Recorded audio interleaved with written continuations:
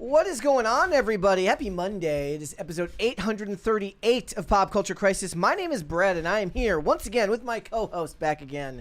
Introduce yourself, please. Hello, Crisis actors. It's Mary. We are back for yet another action-packed week, starting with two $20 Super Chats that I have to read. Go for it. First from Shane H. Wilder, who I believe has the #1 crown on the leaderboard right now. Still don't know what that means. Serenco Productions has #2. Yeah, I don't know how any of this works. Shane said, happy Monday, Brett and Mary. The PCC The Movie 2 trailer is out everywhere. It's nearly as good as the original Gongo PSA. That's tough competition. Everybody watch to see if Brett can defeat the Queen of Cringe, Mary Morgan. I hope y'all enjoy it. We'll check it maybe at the end of the show today. We'll watch it. Yeah. If we have some time later in the show, we'll be reacting to that. And then we have another 20 from Jose Quintana. Went to see all the movies this weekend. He says, happy Monday, Overlord and Ghost Empress. Movie reviews. Sinners was very entertaining. Hurry Up Tomorrow was stupid and boring. Final Destination was gory and fun. I fully support the Gonganese and their plight. Long live PCC. I suppose it's like a compliment for Hurry Up Tomorrow to be called stupid and boring rather than cringe and pathetic. It's all four of those things. Well, actually. I mean, but he didn't say that. That's my own. That's my own interpretation of what he's saying. I am going to see Mission Impossible: Final Reckoning on Friday. I hope my engagement will survive because Olivia's not happy about having to go to a 2-hour. Isn't it more like 3 It's 2 hours and 50. It's kind of like how when you buy something for $2.99, it's actually $3, but they say $2.99. I'm like, it's 2 hours. They would have to pay me, actually. So we are going to see that. The only thing I'm not making her do is watch all the Mission Impossibles leading up to it because that would just be rude. That's like 7 already? Or 8. is it? There's 8 and then this new one? Or is this the 8th one? I think this is the 8th one. So she would have to watch 7 So it was 1, movies. 2, and 3. Then it was Ghost Protocol. Are you okay? Brett needs a little sip of his Monster Energy to get So it was 1 through 3. frog out his throat. 1 through 3. Ghost Protocol, Rogue Nation, Fallout, Dead Reckoning Part 1. How do you even know all of that? Because I'm actually crazy. in the middle of watching like a Mission Impossible, like all movies recapped on YouTube on the way to work. It's like 2 You're hours watching long. summaries of the movies instead of just rewatching the movies. Well, I'm gonna rewatch 4, 5, and 6. Ghost Protocol, Rogue Nation, and Fallout. I probably will not try to rewatch Final Reckoning, even though it's Dead Reckoning was the last Dead one. Reckoning. This current one Yeah. is Final Reckoning. Yeah. I thought it was going to be Dead Reckoning Part 2. That's the way it was they changed marketed, the name. but yeah. And it's like 2 hours long. This, recapping all the movies. How exciting. Yes, that's what I do on my way. Absolutely That's what I do on my way to work. thrilling. Yeah, guys, we got a bunch of stuff to get into today. Sorry to get distracted so early on, but hit the like button on this video and subscribe to the channel if you are new here and you have not subscribed here yet already. Please and thank you. Remember to share the content out with everybody that you know. The more people that you share the episodes with, the more people that you share the segments with, the faster channels like ours can grow. It is the best way to help us. So thank you guys so much for that.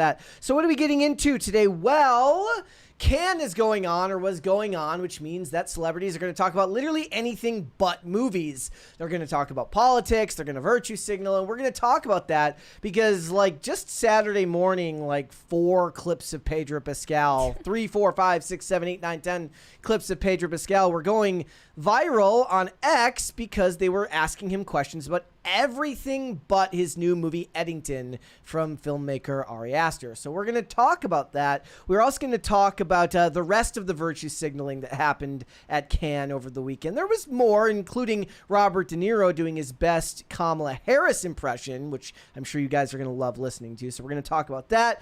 Also, Gwyneth Paltrow wants you to know that if you don't like her Goop candle, you're just going to have to deal with it. Go Goop yourself. Go Goop yourself. I think that's the most clever thing you've ever come up with Thank for you. a thumbnail. Thank you. By far. We have a 20 from Jose Quintana. Mission Impossible Final Reckoning should be fantastic finale. I only saw Hurry Up Tomorrow because of Jenna Ortega.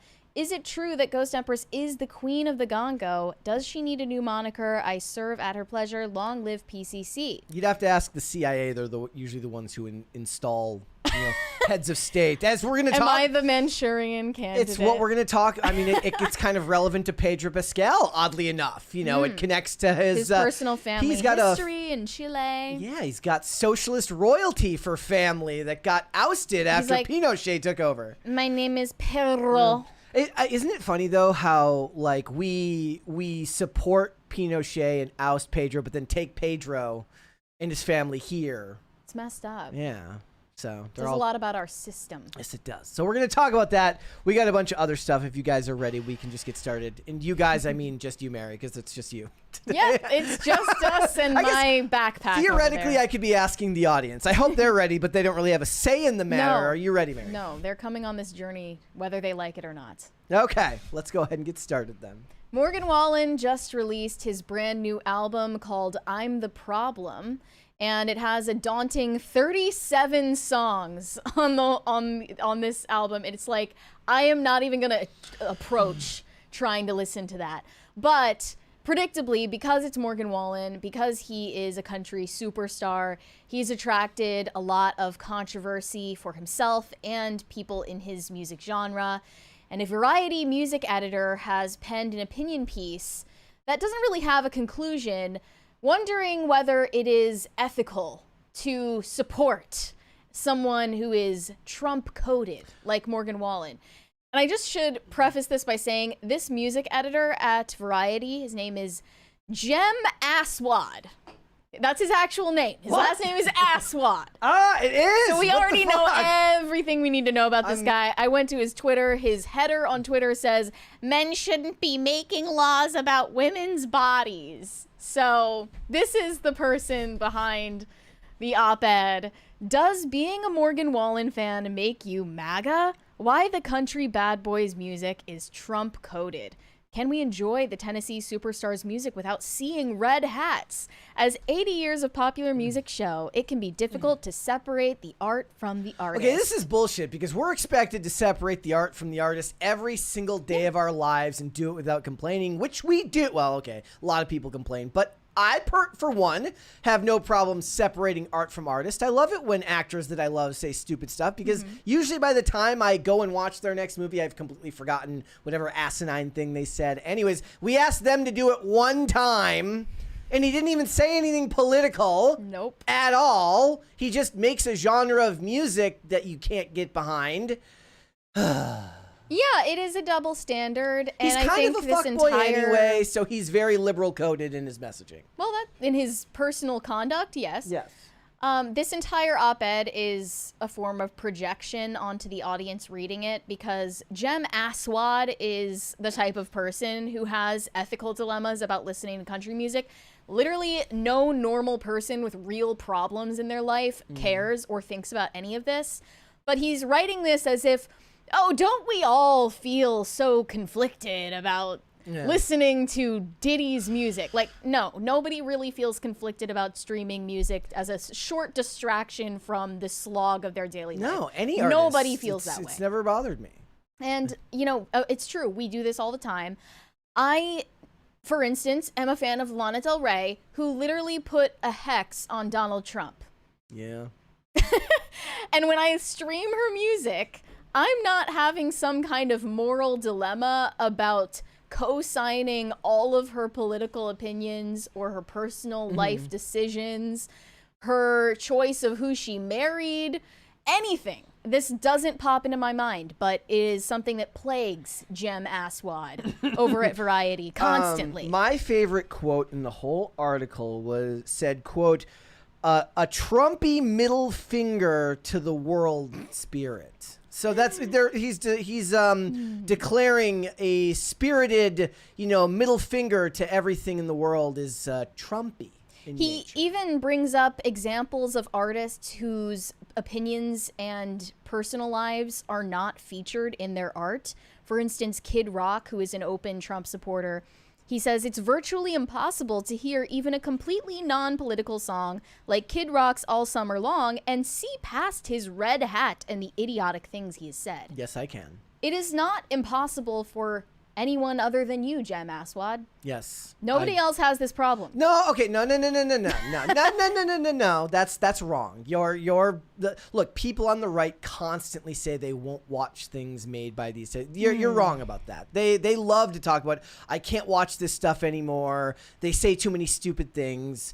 And I actually think that that's more of a problem on the right because they have more people that they have to deal with that say stupid things. Whereas they get one artist that's popular. It doesn't even say anything political. He just kind of makes country music. And all of a sudden they're like, oh, the absolute temerity of this man for having views I disagree with, though he hasn't actually said those views. Morgan Wallen has never endorsed Trump or any political candidate, implicitly or explicitly. Morgan Wallen chronicles here all of Morgan Wallen's public controversies, which are mostly stemming from him getting violently drunk, throwing things, and acting a fool. So none of that is political. It just means he's a jerk. That's just what people did in the early 2000s. Really what he is a nostalgia callback.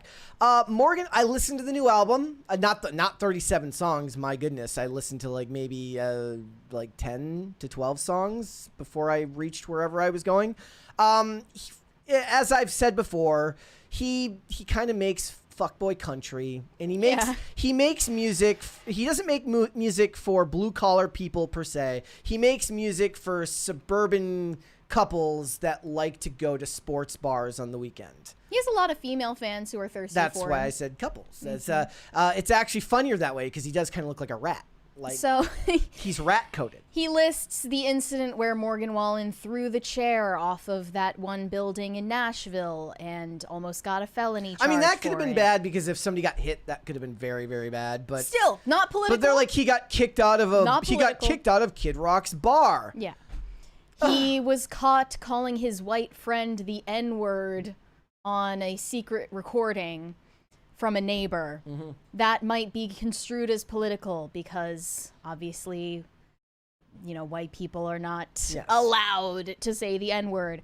It's all reprehensible behavior, to be sure, even if some of these incidents sound like the kind of stupid shit your dumbass uncle, cousin, or nephew might do. He literally says the phrase MAGA coded. But at a time when an unapologetically sexist and arguably racist convicted felon won the presidency after, he put arguably racist. Yeah, that's I'm surprised by that. After running on a platform based on hatred, threats, intolerance, and retribution, it also captures a spirit of this era and is even arguably is this guy's favorite word, a MAGA-flavored brand of punk rock. So, Wallen has never publicly endorsed Trump, but he doesn't need to. His behavior and image are indisputably MAGA-coded. There's no link to these.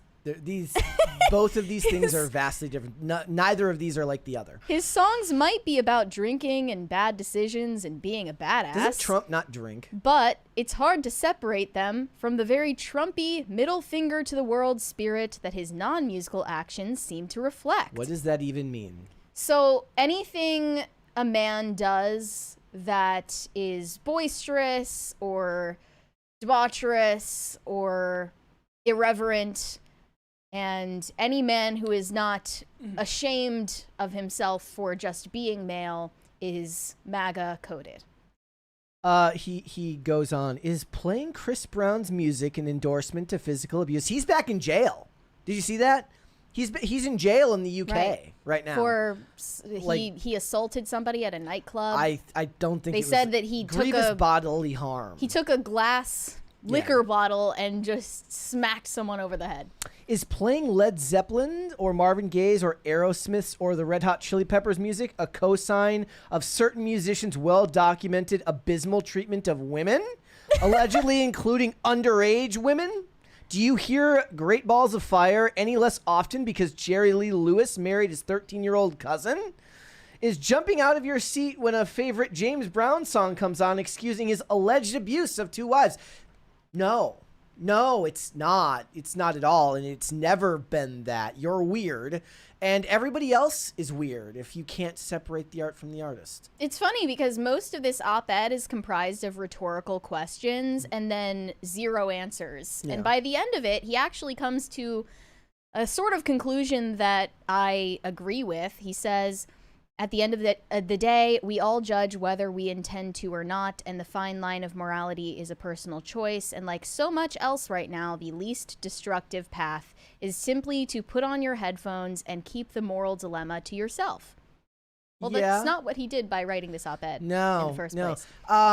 Enjoy the music or the art. The funny thing about it is there's enough bad art, like, to judge the art on its own merits rather than having to worry about the artists themselves. We'll talk about it here. We'll dunk on it. We're certainly going to make fun of Pedro Pascal, who's going to cause problems for the very people that this guy is talking about by talking about politics in the lead up to Fantastic Four. If Pedro Pascal was smart, he would stop trying to be, I guess, leftist coded leading up to the release of Fantastic Four, because it might turn somebody off the way being MAGA coded is apparently turning people off of listening to Morgan Wallen, which obviously isn't happening because Morgan Wallen's audience doesn't read Variety. No. It's sort of like guilt by association, but you don't even need to be associated with Trump to be guilty of, I guess, perpetuating the same boisterousness that Trump is known for. Yeah. And one of the musicians featured on Morgan Wallen's new album is Post Malone. And one of Post Malone's most popular songs features Morgan Wallen. It's called I Had Some Help. And this music editor, even though it's his entire career to analyze music and how it sounds and what it means, he completely misinterpreted this song. And here's the message he took away from it. This is filled with bad comical behavior, drinking, pickup trucks, and American flags, and the song itself is about deflecting responsibility for bad behavior. Someone else is to blame for my unsatisfactory circumstances, an attitude central to the appeal of MAGA and Fox News. I Had Some Help is technically a Post Malone song, but written and recorded with Wallen's team, and clearly a play for his vast audience. That is not what the song is about. It's about a guy and a girl in a toxic relationship where they're both acting a fool and being chaotic and toxic with each other, and they're equally to blame for it. That's what the song is about. It's not about, I don't know, anything MAGA coded, anything Fox News coded. There's nothing political about the song whatsoever, but this person is desperate to read it into the message of the song. And Tate McRae is another musician featured on this album. Her fan base is mostly Gen Z girls and gays, and they're very unhappy about the fact that she has worked with Morgan Wallen. This one tweet says, Morgan Wallen's What I Want featuring Tate McRae is unfortunately aiming to debut at #1 on next week's Billboard Hot 100 chart. Unfortunately, this would become Tate McRae's first ever #1 single on the chart. Wah, wah. So she's hitched her wagon to Morgan Wallen's success, as she should if she cares about the trajectory of her career. But she's getting punished for it by her own fans. One of my favorite songs of all time is Can't Let You Go by Fabulous. And it is it's literally about his mistress. Okay. And it's justifying his mistress. I love that song. Was Fabulous in 2003 like early MAGA coded before MAGA even existed because he was deflecting responsibility and making poor choices? The only way I could believe the argument that Morgan Wallen's music is MAGA coded is if he like had a single called Stormy Daniels. I mean, that would be awesome. But I have not been convinced of this. Yeah. By Aswad. He's just kind of making vague associations with like. This guy does something I don't like. Here's a politician I don't like. They're the same. He's like, Morgan Wallen has a mullet and he's a fuckboy, and Trump has an interesting hairdo and he's also a fuckboy, so they're the same thing. Has Donald Trump ever thrown a chair off of a hotel balcony and almost hit somebody with it. Because he's usually the one that's been in more danger in the past of getting hit with something at his rallies. That's the problem. True. He would not take that well if that happened at Trump Tower. And I believe Trump, perhaps even if he didn't say it out loud, is the type of person who hates country music. I doubt he listens to it. Not that he hates country music fans, as Aswad does. Yes. But he probably doesn't like it as a genre. It's not his thing. He knows that a lot of his own supporters are huge fans of it, so he's not going to say so. But he's a city boy. I think he wakes up and he gets his call from John Rich, and he's like, I remember when Diddy used to call me. Yeah, he just misses back when he was mainstream. He can't do it anymore. He's like, I miss it when Jay-Z would call. Yeah, those days are long gone. All right, let's move on. Lil Miquela, or Miquela Souza, is a digital AI influencer, and she is known for her collaborations with major fashion brands, musicians, real human influencers as well, and her public advocacy work. And the latest chapter of her life in public advocacy is a collaboration with the National Marrow Donor Program. They have scripted a story for Lil Miquela, a fake person, where she gets diagnosed with blood cancer, leukemia, and documents her journey to her following, encouraging them to join the blood stem cell donor registry and help save lives. There are a lot of obvious ethical concerns around this campaign, given the fact that this is not a real person, therefore she has no real disease.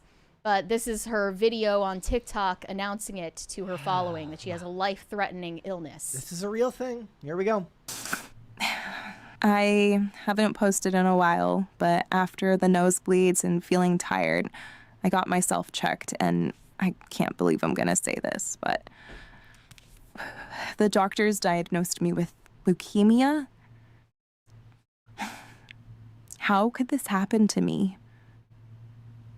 I don't know a lot right now, but I'll keep y'all posted. Love you all. She's laying in a hospital bed there with the IV next to her. She's not human, but the crisis is. Right. Just so we're clear, Miquela does not exist. She has been an influencer since around 2016. She was created by... In the chat, Kloonberg says, looks AI. Yeah, I mean, obviously there's no hiding it. Yeah. She's completely CGI. She's completely computer generated. She was created by a robotics and AI firm called Brud back in 2016 and has gained a significant following, amassing over 2.5 million Instagram followers and collaborating with major brands like Calvin Klein and Samsung, and also doing collaborations with real-life celebrities like Bella Hadid, who we're actually going to talk about in a second. Yes, we are. So this is from the press release. They say, NMDP, National Marrow Donor Program, which operates the world's most diverse registry of blood stem cell and marrow donors, has launched its first virtual influencer campaign to engage 18 to 30-year-olds on the selfless, life-changing choice to join the registry and donate blood stem cells if matched. In partnership with Lil Miquela, a 22-year-old virtual influencer, she will be 22 forever because she's not real, musician and digital activist with millions of fans, NMDP is working to connect with and mobilize young people to join the registry, helping more patients find their life-saving donor. Miquela will show her fans a first-person point of view from a leukemia diagnosis through treatment and searching for a donor. The storyline, inspired by real patients' experiences and emotional reflections, is meant to resonate with young potential donors and leverage the deep online relationships many have with influencers like Miquela. Yet many patients are too sick to share their own stories in real time. We're using Miquela's journey to be a voice for those who can't share or don't feel comfortable sharing their story. By helping Miquela's devoted fans better understand blood cancer and blood stem cell donation, we hope they'll feel inspired to join the NMDP registry and stay committed to donating if they match with a real patient. So it's for a good cause, but I don't know if it's landing with the right audience because people are just going to remark at the absurdity of it all. Well, and I the fact mean, that she doesn't exist and is trying to garner sympathy for a disease that she doesn't have. But this is how this works, right? So we'll be saying this, me and you, because we've covered stories like this before about AI influencers, and we'll be covering it as absurd and ridiculous all the way up until the point where suddenly it's no longer considered absurd and ridiculous. And that will eventually happen. Like if you look at the rate in which Facebook is rolling out like AI profiles for you to interact with so they can get more eyeballs on their material and thus more ad revenue. Like eventually one day this will just become the norm, sadly, and it won't be weird anymore. And then at that point we'll have to be introspective and be like, hey, remember a time when we were making videos about the fact that this is insane? It's just not insane anymore. It's just, I know that it's technically for a good cause. I don't know how much of a difference it's actually making for real life patients. And it's hard to read a statement like this and not think it comes off as completely soulless and discompassionate. It says, her journey is scripted, but for many, it's a harsh reality. Follow Lil Michaela as she takes you through her curated patient journey and discover how you can get involved and make a difference. That just comes off as soulless and completely corporate. Yeah. Well, because a real influencer might, I mean, maybe it's not the case for this type of cause, but for any type of ad campaign or promotion in the real world, people are weird. People are different, and we all have a unique makeup that could make you fall out of line with whatever they're asking you to do. Maybe it's not going to happen here, but eventually in the real world, you run into roadblocks with people that you want to work with, where they agree with where they disagree with things that you have to say or might not want to promote something a certain way. It's why a lot of this seems so dubious in nature. Like, I still wonder what they're going to do with James Earl Jones' voice as Darth Vader 20 years down the line. Like, what am I going to have to hear at a Disney park? James Earl Jones, you know, what will he be calling for the support of in the voice of Darth Vader? Thankfully, there's no real Michaela that this is based off of. But you're correct that we're entering a new era where this is not going to be considered weird anymore. Lil Michaela has existed for close to a decade now, and I remember back in the late 2010s when she was the first fake influencer getting attention. One of the main, I suppose, counter arguments to her existence as a marketing tool is that it's dishonest and she is literally just a brand. Yeah. She's not a person. But the an anthropomorphized version of a brand. But then their counterpoint to that objection is that she wouldn't exist if influencers were authentic in the first place. Like, at this point, fake is more real than real. Yes. So whenever people talk about authenticity from influencers, I laugh, because what I've found a lot of the times now is if somebody says something absurd enough that a normal person wouldn't say in their day-to-day life, that's somehow considered authenticity, because they're like, oh, they don't even care. They'll just say what's ever on their mind. No, they care. It's actually the opposite of authenticity most of the time, because there is a financial benefit to being absurd. This is interesting. According to a study by social content agency Fullscreen, nearly a fourth of Gen Z and millennials would describe a virtual influencer, a completely fake person, as authentic. Some ask Lil Michaela, do you feel pain? Can you eat food? Do robots dream of electric sheep? Others ask what her favorite song is and where she currently lives. She doesn't reply. Whether one is playing along or feels shrewd enough to try to out her, she's under our skin. The perennial question is, who is the one playing us, or are we the one playing the game? Who's really in control here? The human followers or the non-human influencer? Probably the AI firm that created her. Yeah. They're the ones making massive amounts of money off of her, and they can leverage that to promote whatever social cause they want. And thankfully, it's one that at least seems to aim to help people. I guess. Like, there's a silver lining, at least. So, I don't know. Yeah. She's not doing pride events. What are they gonna do? They're gonna start turning like the logo. Like they're gonna start creating AI versions of like logos for companies, right? The Wendy's girl will end up having a personality all her own and turned into her own brand. I'm surprised that Wendy hasn't started an OnlyFans yet. I think Wendy. It's just a matter of I don't time. think Wendy is old enough to start an OnlyFans. Oh, she's a kid? I think she's a kid. I didn't know. Who else? Spot the dog from Target. I saw Spot the other. I saw Target the other day. I was at Target the other day. You saw Spot. I saw a big fake dog. The OG Spot died. I know. Got replaced. Spot used to like fly first class when he flew. Yeah. R.I.P. Spot. Those were simpler times. But yeah, Gen Z seems to both reject and lean into the idea of authenticity on social media. We were talking about this last week, I believe, with the Millennials Became Cringe op-ed in the Guardian. So like millennials put great care and thought into how they presented themselves on social media, and that became considered cringe.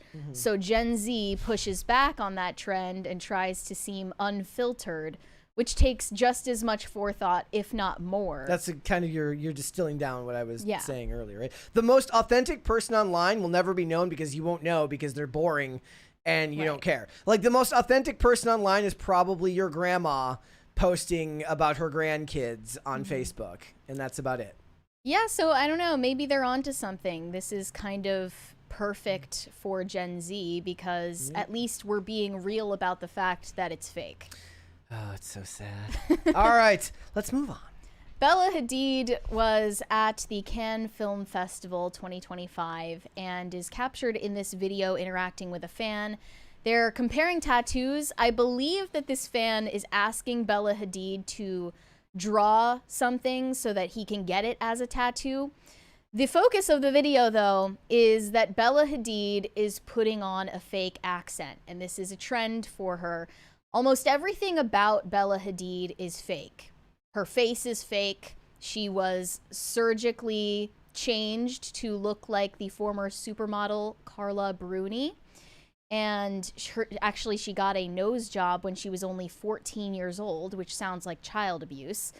But she seems to lack a personal identity because every time she goes to Europe, she pretends that she has a French accent. It's the most bizarre thing. It's like worse than Hilaria Baldwin. I mean, at least Hilaria is really committing to the bit. But Bella Hadid switches back and forth all the time. I mean, this might just be some people, their accent changes when they travel. Like they get heavily influenced by people who... I find that hard to believe that it's just totally unconscious for her.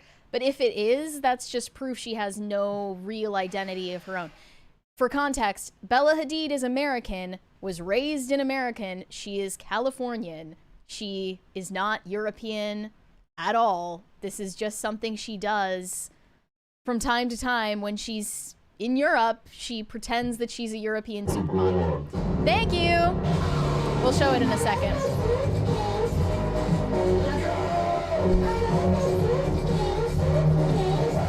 First crisis party of the week is always the best. Okay.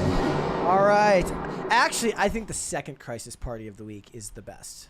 We should get that soon. Right. I changed my mind. Okay. You want the second one. Here's the video. Here we go. I hope you love it. Yeah. And don't ever forget this. What's happening? It didn't like her accent. Yeah. Thank you so much for being. Thank you.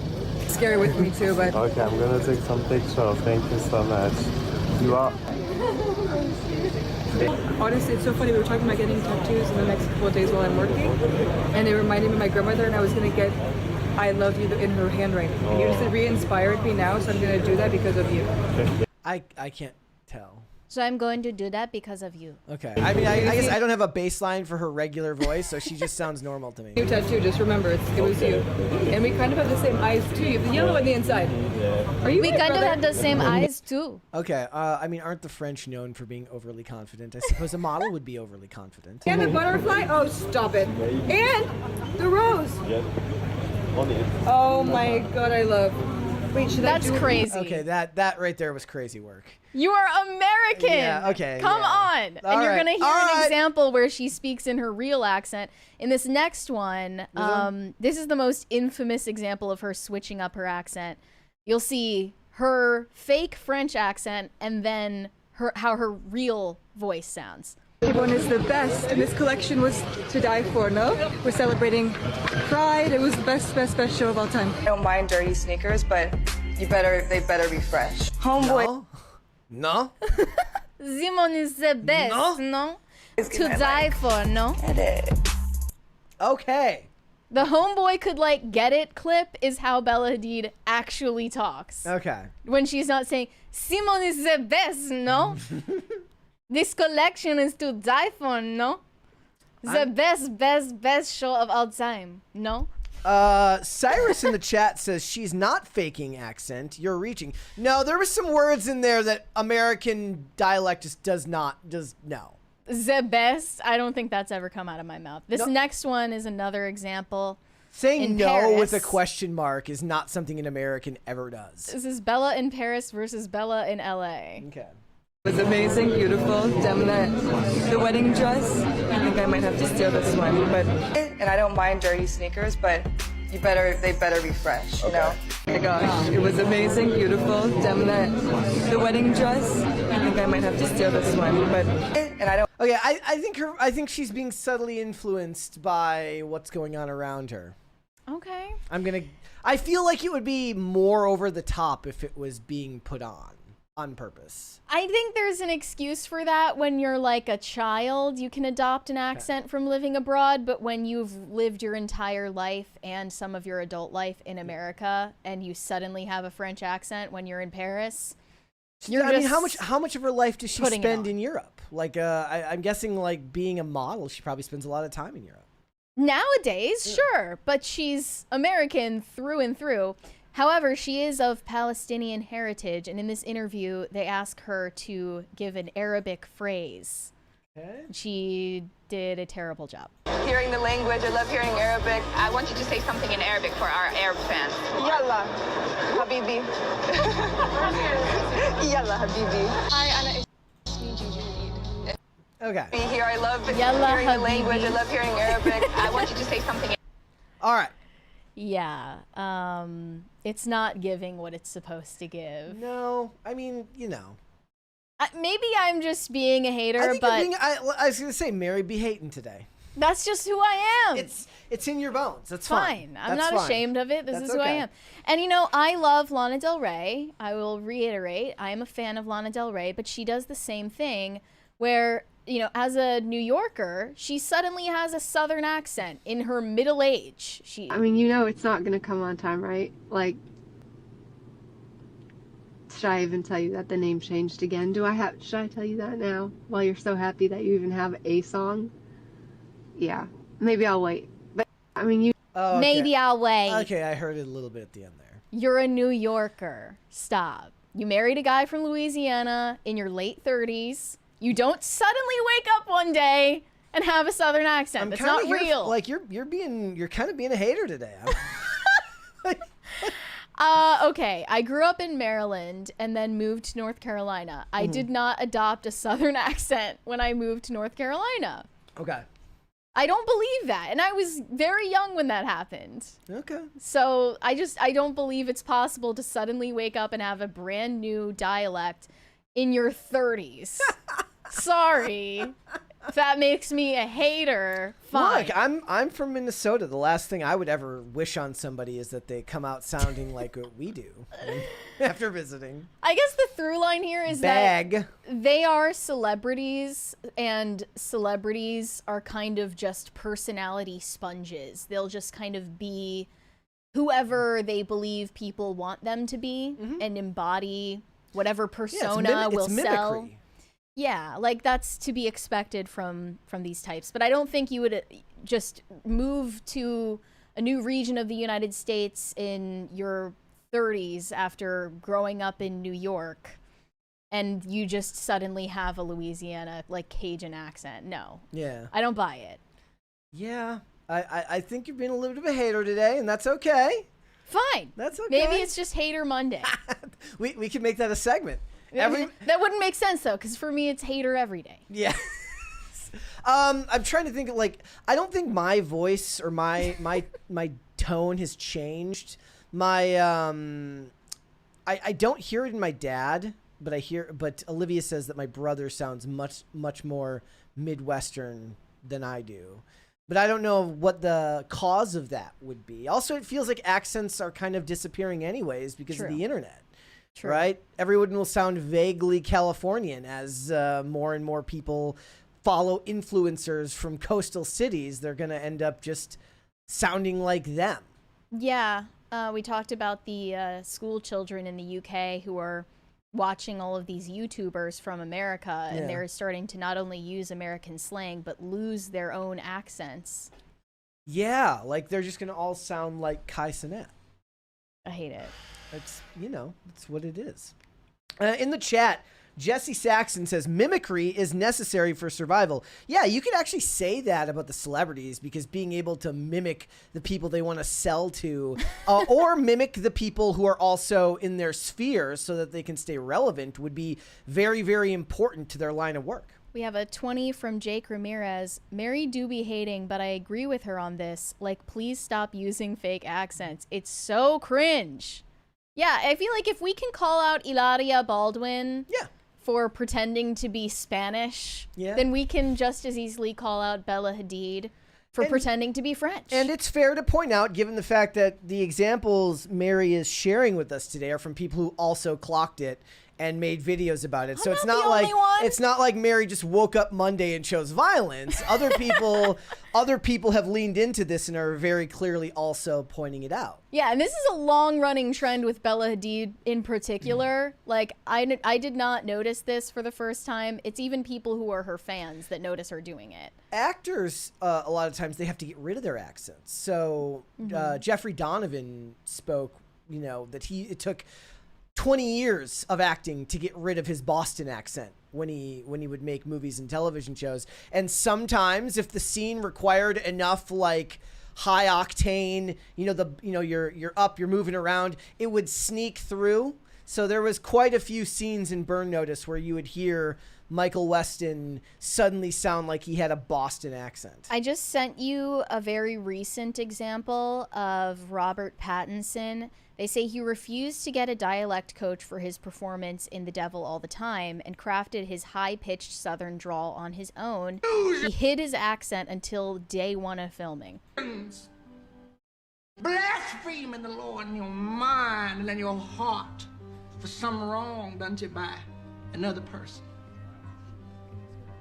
This is literally how Lana Del Rey sounds to me in her car. I kind of hate it. But at least you could say he's doing this for a job, for a role. Yep. He's not just walking around in his daily life method acting as a Southern Baptist. Also, that would be cringe. Everyone knows my favorite genre of television is anything Canadian, and I love it. It's like they choose to say the word sorry a lot because they can finally say it in their own accent. Like, they don't have to fake another accent. They can just be Canadian and say, I'm sorry. Just unashamedly be the frostbacks that they are. Or my other favorite was, like, if you go back and you watch old episodes of the X-Files and you see all of these sheriffs of Midwestern cities having just the most Canadian accent you've ever heard in your entire life, because dialect coaches probably just weren't a thing as much back in the 90s. Yeah, look, on TV. It's impressive when actors do it and they are required to develop different dialects for a role. But you don't need to do that in your day-to-day life. There you go. All right. What would you like to see, cringe or cute of the day? Let's see cringe first. I've got a cringe as well today. Oh, how exciting. I do. All right. Here, I think you'll love this one. Have you ever seen these? Anyone can praise. It's a furry, so I already I don't want to get muted. No. Why? It's a furry holding up a sign that says I heart Jesus. Literally using the hashtag Christian furry. No, just no. Okay. Look, if you're a furry, you should stop being a furry. And if you are a furry and a Christian, I believe there is a contradiction there. Okay. All right. Yiffing is a sin. Let's do another one here. I also heard this great Backstreet Boys rendition of. I sent it to you earlier. Okay. That was actually like a gospel, like a Christian rock group. Here we Here go. we have a passport bro cringe. So in America, most women didn't appreciate me that much. Physically, they may rate me about like a 7 out of 10. What would you? Unbelievable. What would you rate me physically out of 10, baby? Physically out of 10. Wait, 7's bad? What's wrong with being a 7, bro? It's okay. Yeah, there's nothing wrong with That's that. called the IGN rating. You want to be the 7, okay? IGN gives everything He wants a 7. to go to Columbia and be a 10. If I want to be a 7, I would be very happy with a 7. I think this guy is kind of reaching He's here. reaching for the stars. For real, tonight I'm very impressed to meet you, and for sure you're a 10. Oh. I will say in Colombia how we say you're a papacito. For the girls here, oh my god, this Say it. guy. Say it in the most Paisa accent. Say it nice and slowly in the most sexual way. I can say papacito. Oh my God! Doesn't that just make your DNA just go crazy? Get your passports. So American women might think he's a 7 out of 10 physically, but personality, 0. Oh, man. Man. How can you like? I hope this is satire, but like I feel like it's not. I can't tell, honestly. At this point, I can't. It's tell. like somebody tried to draw a caricature of Mac Miller. Oh, that's an insult to Mac Miller. Yes, it is. So You I said can't it, speak ill that's of the why dead. I said a caricature, Don't not, speak ill not of the dead. actually him. Ugh. Ugh. He calls himself Redbeard. I think that's it. Ginger guys are really passed over. Okay. And they have a lot of resentment about it, which I understand. You didn't choose to be born a ginger. It's not But his we all fault. have our lot in life. You got to make the best of what you have. I'm okay with being a 7. That's called the IGN score. Would you be a papacito? No. If you ask this woman. All right, here we go. We have cute here. Cute of the day. This one's from Heather Chancellor. This was from May 10th, so we're past the holiday. Okay. Happy International German Shepherd Day from Megara and Hercules. I didn't know that existed. I'm very scared of German shepherds and big dogs in general, so. But the puppy is cute. I like that they're looking up and then they look at each other. It's like a sitcom scene. Very cute. Very cute. Guys, make sure to submit your pets so that you can brag about them here on air. Pictures only, please. Hashtag PCC Pets. Tag me in your posts, and I will get them on your @BrettDasovic on X. All right, let's go. Pedro Pascal stars in a contemporary Western written and directed by Ari Aster, alongside Joaquin Phoenix, Austin Butler, Emma Stone, and others. And the whole cast hopped on a press panel at the Cannes Film Festival 2025 to talk about the movie, and they ended up talking about everything but the movie. But we should explain the premise of this film first, because it is political in nature. It follows the political and social turmoil in the fictional city of Eddington, New Mexico, caused by the COVID-19 pandemic.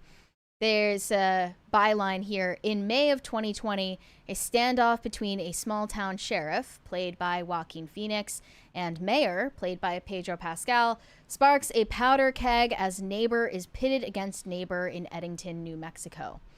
And they say that the audience made barely a sound for almost 2.5 hours at the premiere of Ari Aster's Eddington. No laughing, no gasping, just silence. They had a high attrition rate with people walking out mid-screening, fleeing for the door.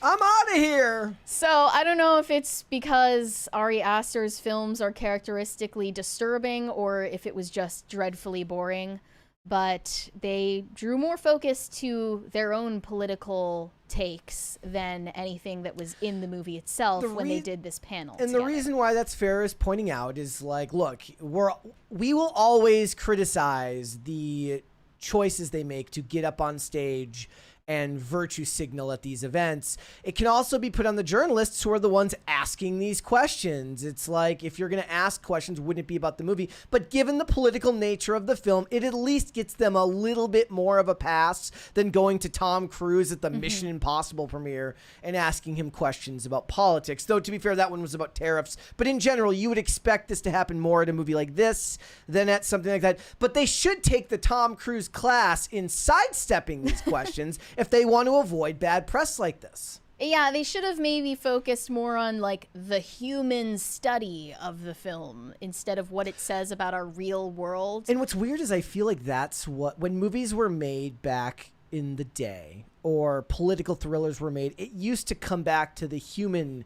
cost or the human elements of these things than it did the large scale ideological meaning of it. Because we all remember during the pandemic days that we did feel alienated from our neighbors in actual terms, being that we couldn't interact with them, but also on political lines. And we were pitted against other people in a very real way. And that has a psychological effect. There's a lot to draw upon there. But with a movie like this, you give it to journalists. It's like stealing candy from a baby. And they wanted as many sound bites as possible, specifically from Pedro Pascal, regarding politics. And in this clip, he talks about being an immigrant because he never shuts up about being an immigrant. I want people to be safe and to be protected, and I want very much to live on the right side of history. And I'm an immigrant. My parents are refugees from Chile. I myself was a refugee. We fled a dictatorship, and I was privileged enough to grow up in the U.S. And after asylum in Denmark, and if it weren't for that, I don't know what would have happened to us. And so I stand by those protections always. Okay. Here was one tweet. Hilarious when Latin American aristocrat types with near 100% European descent LARP as refugees/minorities for virtue points in American media. Pedro Pascal's ancestors owned enough slaves to make Jefferson blush.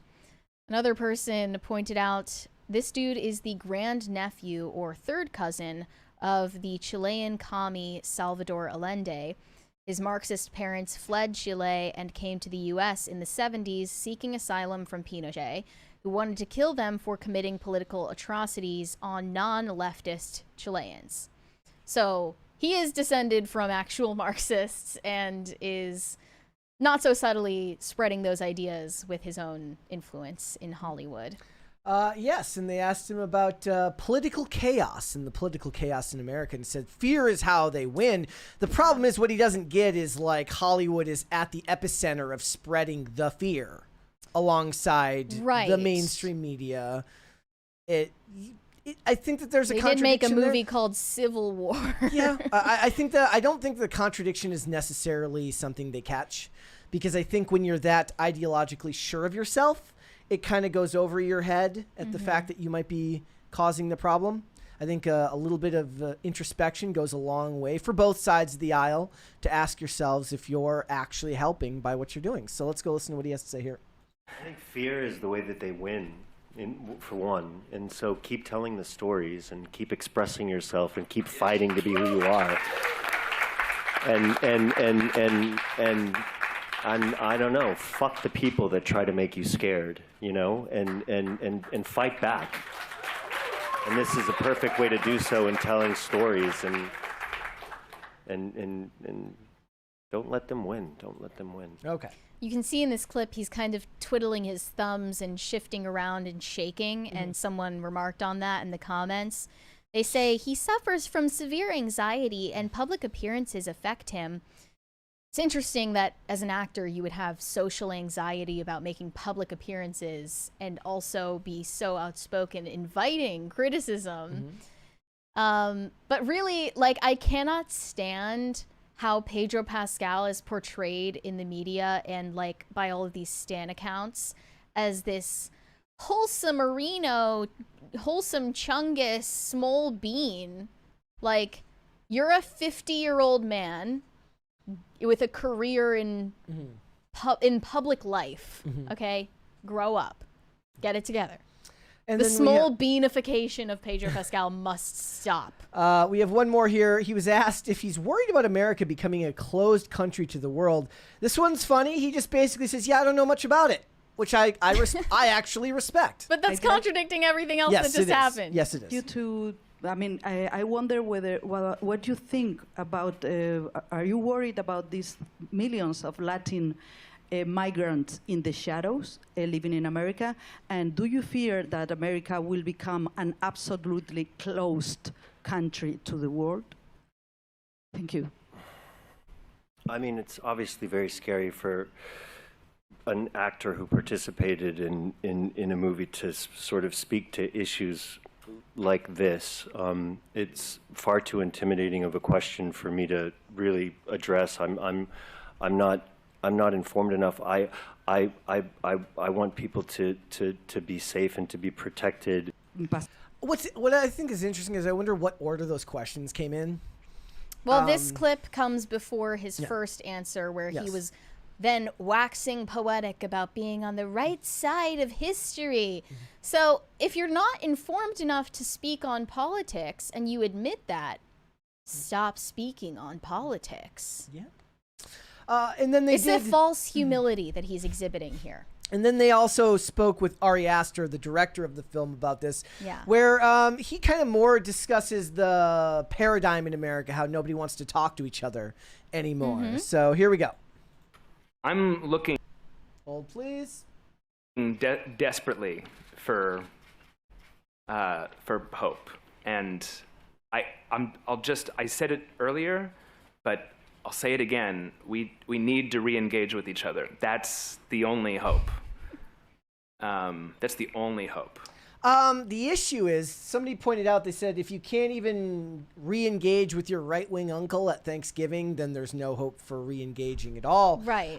There was some I saw some very interesting takes about this. So Christian Toto says, when in relation to Pedro Pascal saying, F the people who try to make you scared while discussing American political chaos, he says, any thoughts on your peers enforcing the blacklist against conservative actors? Gina Carano, anyone? That's next. Stephanie says it's easy to think this way when you've never had to deal with the consequences of anything you said on social media, unlike other actors in the industry who get fired for projects or get blacklisted due to their political opinions. And then they share this. She shared this. Pedro Pascal, his quote about saying F the people who make you scared. And then Gina Carano fires back over Disney motion to dismiss lawsuit. They will fire you if you say anything that they disagree with. It's crazy because Pedro Pascal is one of those people who has openly said everyone who disagrees with me and supports Trump is a Nazi. This is 70 million people. This is not 6 degrees from Kevin Bacon either. This is literally 1 degree from Pedro Pascal. Yeah. She starred with him on a television show. And her political post referencing the Holocaust was actually speaking to this very issue. And then this person said, yes, young leftists getting mad at Ari Aster for telling them that they need to talk to people is one of the most scathing indications that a revolution is probably not happening in our lifetime. Yeah, there were a lot of leftists who were mad at Ari Aster's comments about re-engaging with the people that you've alienated for disagreeing with you. But the #1, this is an actual username, #1 Ari Aster defender said people are clowning on this, but he's clearly saying put your phone down and stop being insane. He's not advocating for leftists to suddenly become centrists overnight. He's just saying engage with people who disagree with you about politics on a human-to-human level.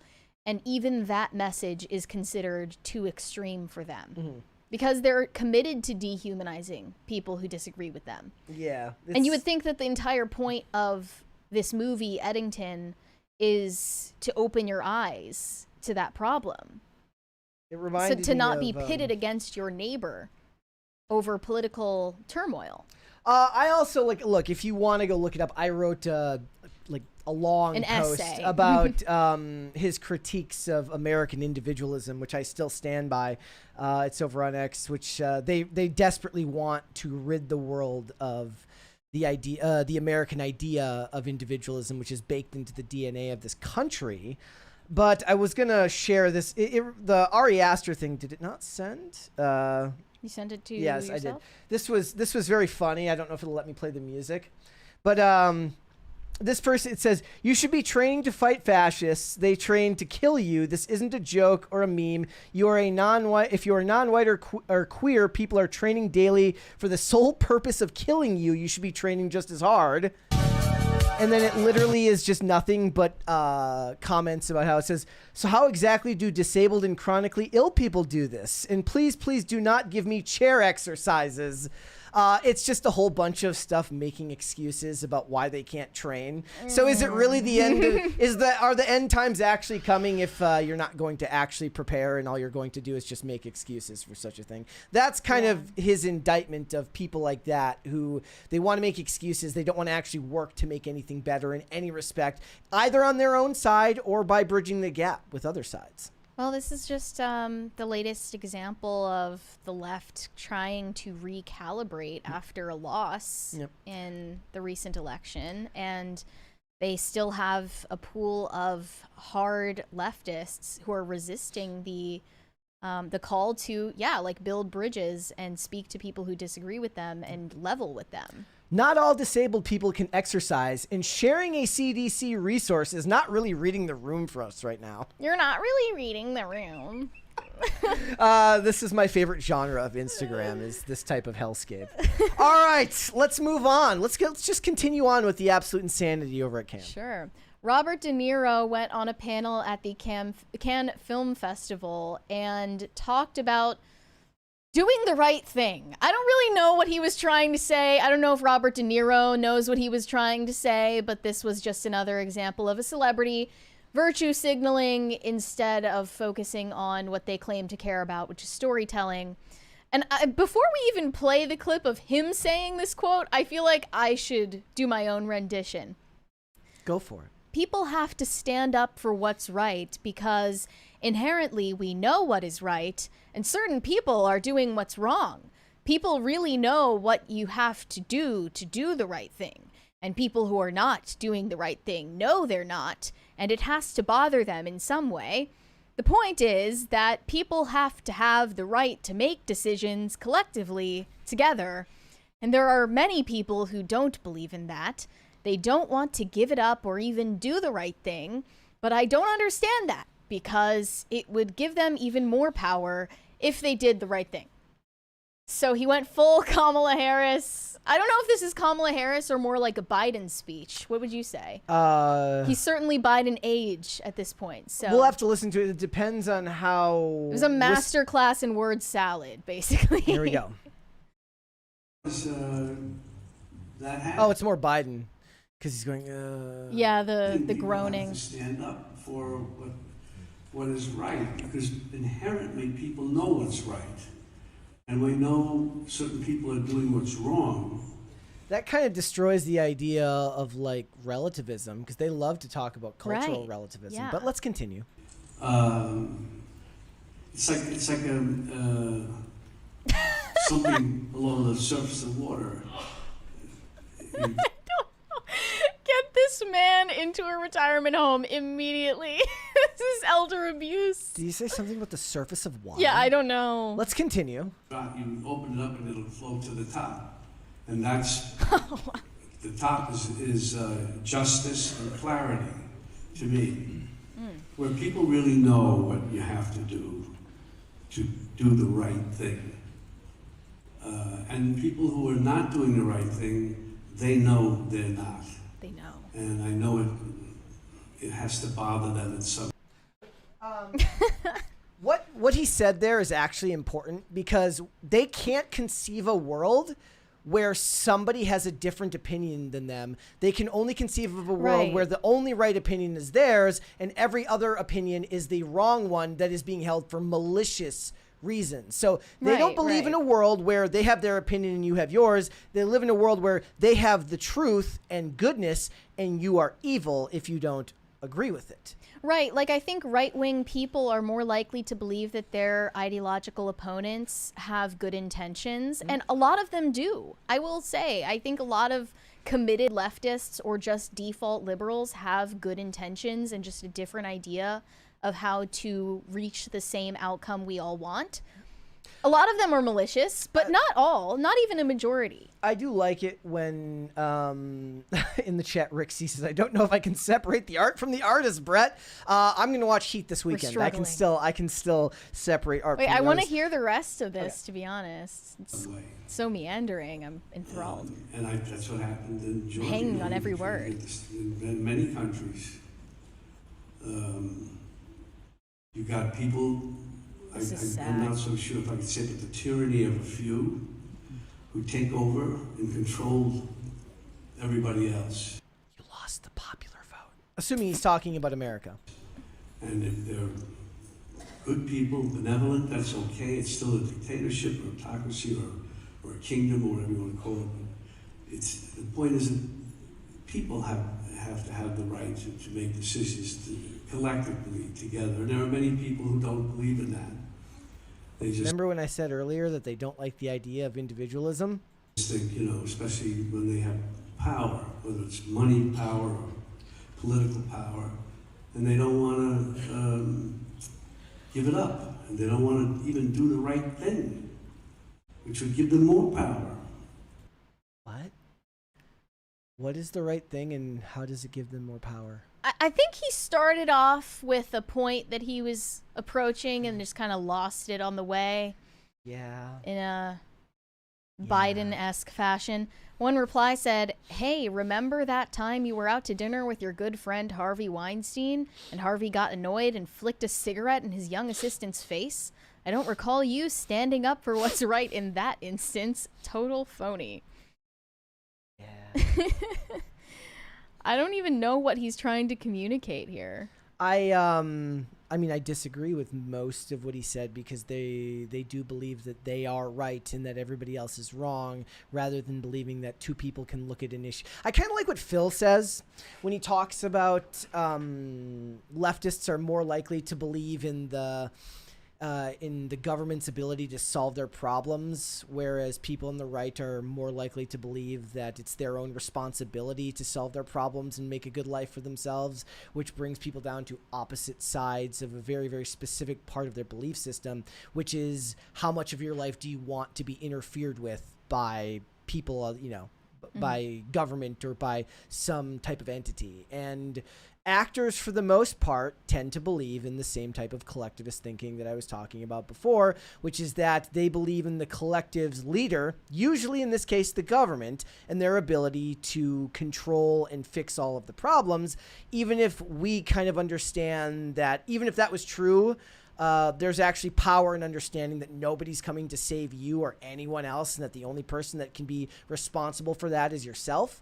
And to me, that's oftentimes a very freeing thing to realize, as scary as it is that as soon as you start realizing that the world doesn't owe you anything and that nobody's coming to help you no matter what, no matter how much you'd like to, no matter how much your parents coddled you when you were younger, outside of a small section of the population, most people can only rely on themselves to make their world better. And I don't think that they find that to be something fair. I think that they kind of rail against that idea.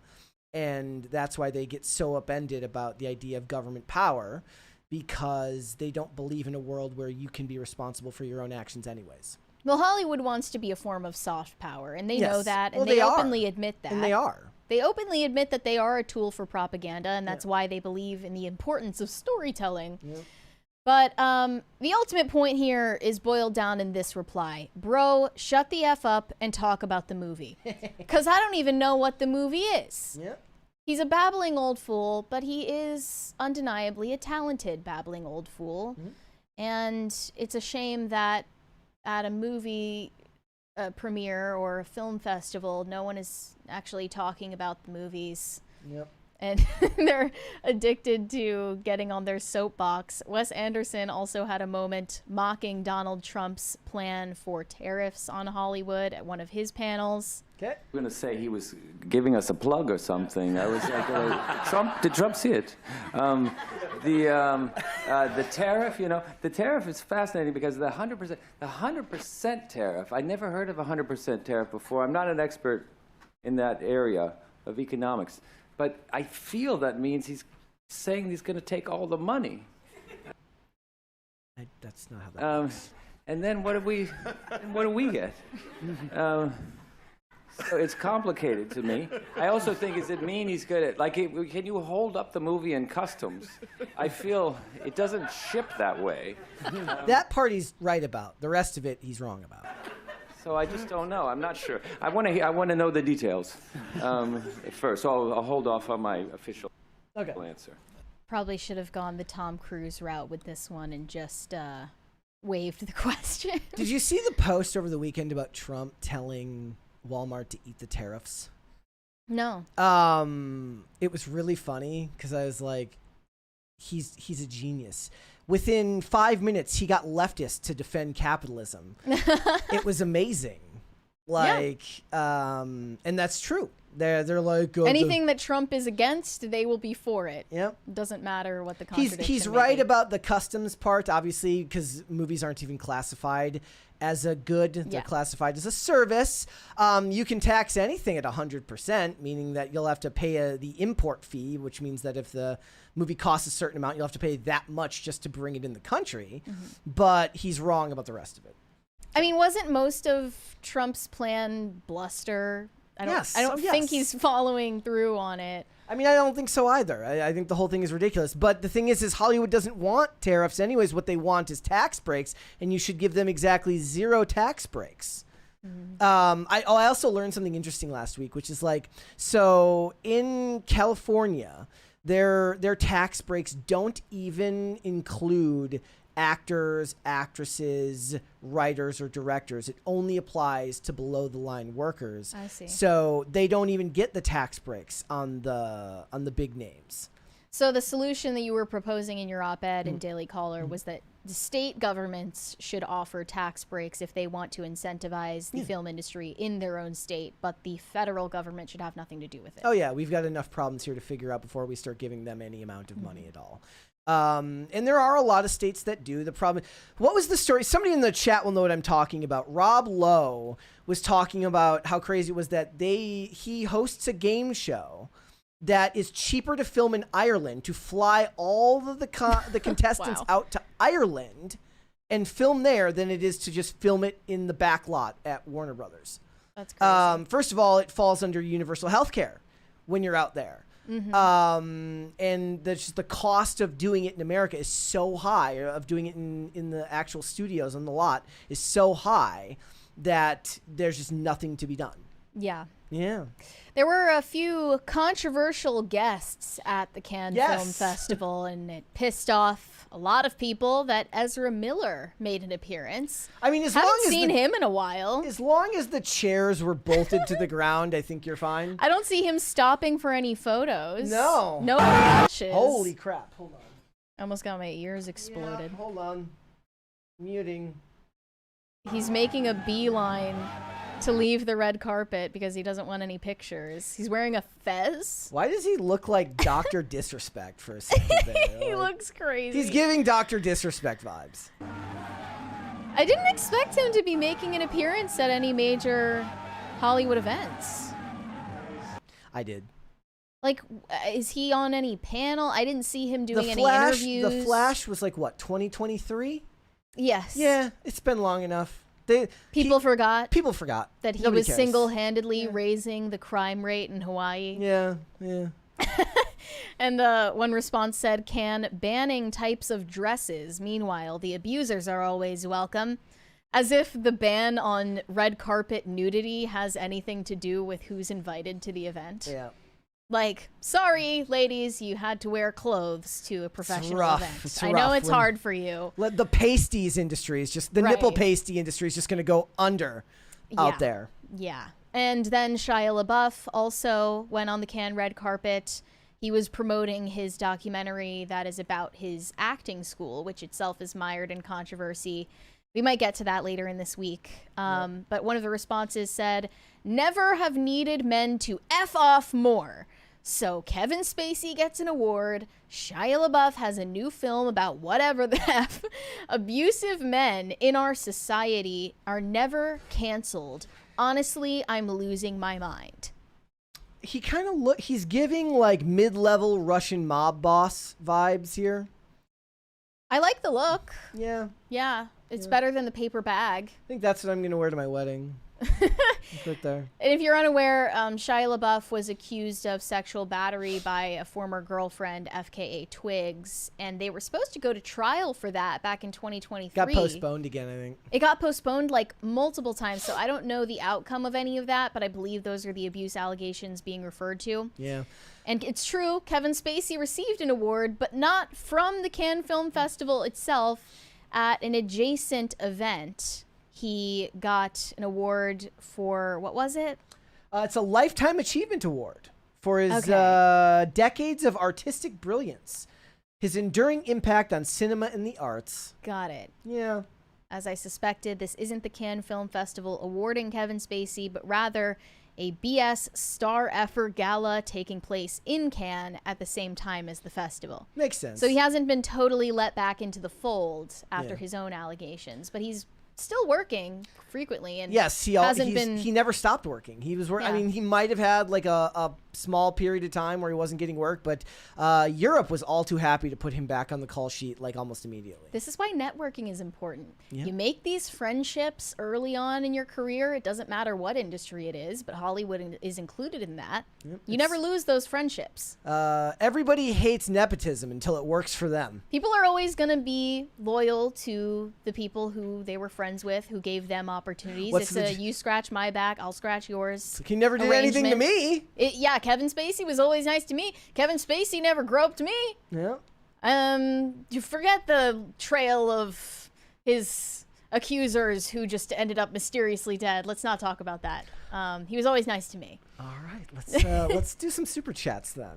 Okay. Not That Jon Stewart said Mission Impossible 3 is best IMO, best villain in the late great Philip Seymour Hoffman. Yeah, I'm going to go with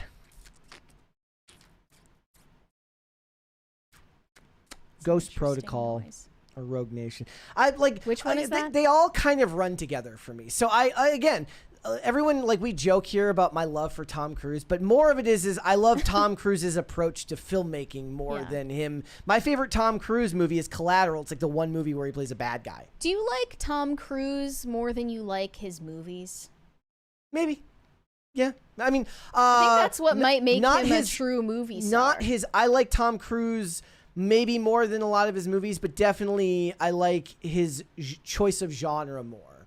Meaning that most of the time now he's making the type of movies that I want to see, which are big buckets of slop, which I love. In your opinion, the least good Mission Impossible movie? I don't even have an answer for that. They're all kind of... somebody would probably say 2. I don't really have an answer for that. Again, the one I've seen the most is the first one. The rest of them I've seen like once or twice. And again, that's where it comes. Like, people's like, you love Tom Cruise. I'm like, no, we talk about his approach to movie making. It's not like I come on here and rave about his acting. I do think that he did great in Top Gun Maverick. I do think that movie was a fantastic send-off for that franchise, but now even that's not going to be a send-off to that franchise because they're working on scripts for Top Gun 3 and Days of Thunder 2. Boo, tomato. They should. In my opinion, there are way too many pitfalls to making a third Top Gun movie. After doing so well that many years later, making another one just doesn't seem like a good idea to me. Mm-hmm. Weary Traveler said, I have not seen a single Mission Impossible movie. Smiley face. Neither have I. Actually, no, with the exception of Dead Reckoning. I haven't watched any of the other ones, and I don't plan on it. Shane H. Wilder said, aw, Brett's choking up thinking about Tom Cruise. I had peanuts, that's why. You just had a frog in your throat. Yeah. It happens. In the chat, Bunny Rabbit says, I loved Tom's first Reacher movie. Yeah, as much as I like the Reacher TV series, the first Jack Reacher movie was great. Wait, Tom Cruise played Reacher? Yep. Wow, he's not that imposing. No, I mean, that's kind of the point, right? Like, he's much shorter than Alan Ritchson and much less just buff. Smaller, in general. Ryan Bledsoe said, I'm watching all of the Mission Impossible movies this week. Now I'm going to check if I'm on the scoreboard.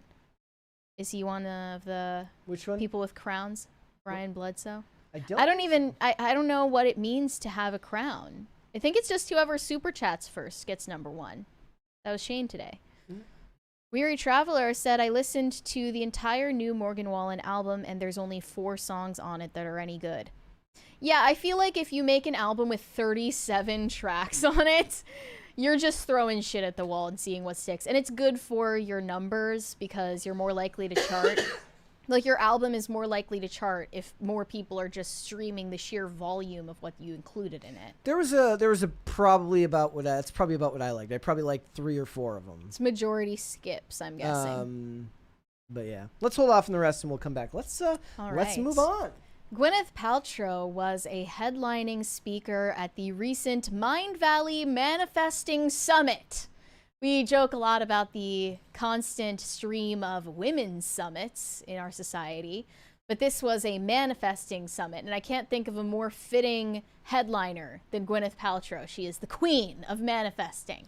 And when she was featured on one of their panels, they asked her about her GOOP lifestyle brand and all of the backlash that it's received over the years, especially with a lot of publicity stunts like a vagina called this. Should I even say this out loud? This smells like my beep candle. That was the most infamous of them all, but she also has necklace vibrators and all sorts of things for your sexual wellness.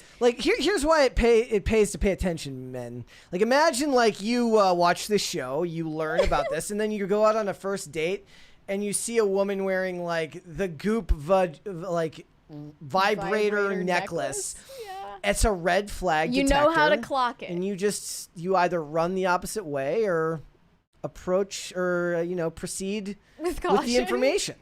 Yeah, so on this panel, Gwyneth Paltrow shared some choice words for the people that make fun of her GOOP brand. Go GOOP yourself. That's not actually what she said, but she should have said that. She should have said that. Let's play the clip from this panel. Here we go. You launched a candle called Smells Like My Vagina. Was there a part of you that thought, maybe I should start with lavender room spray? That product is so fascinating because we were messing around with different scents one day and I smelled something and I was like, oh, that smells like, I was joking. And then he was like, oh, we should make that a candle and put it on the site. Of course, it was a guy who came up with that idea. And I thought he was kidding. And I was like, yeah, definitely. That sounds like a winner right there. Remember, the transcript will always read that you said yes. That's a charlatan's best move is to use your sarcasm against you. And then all of a sudden, it was literally on the website. And then we broke the internet again.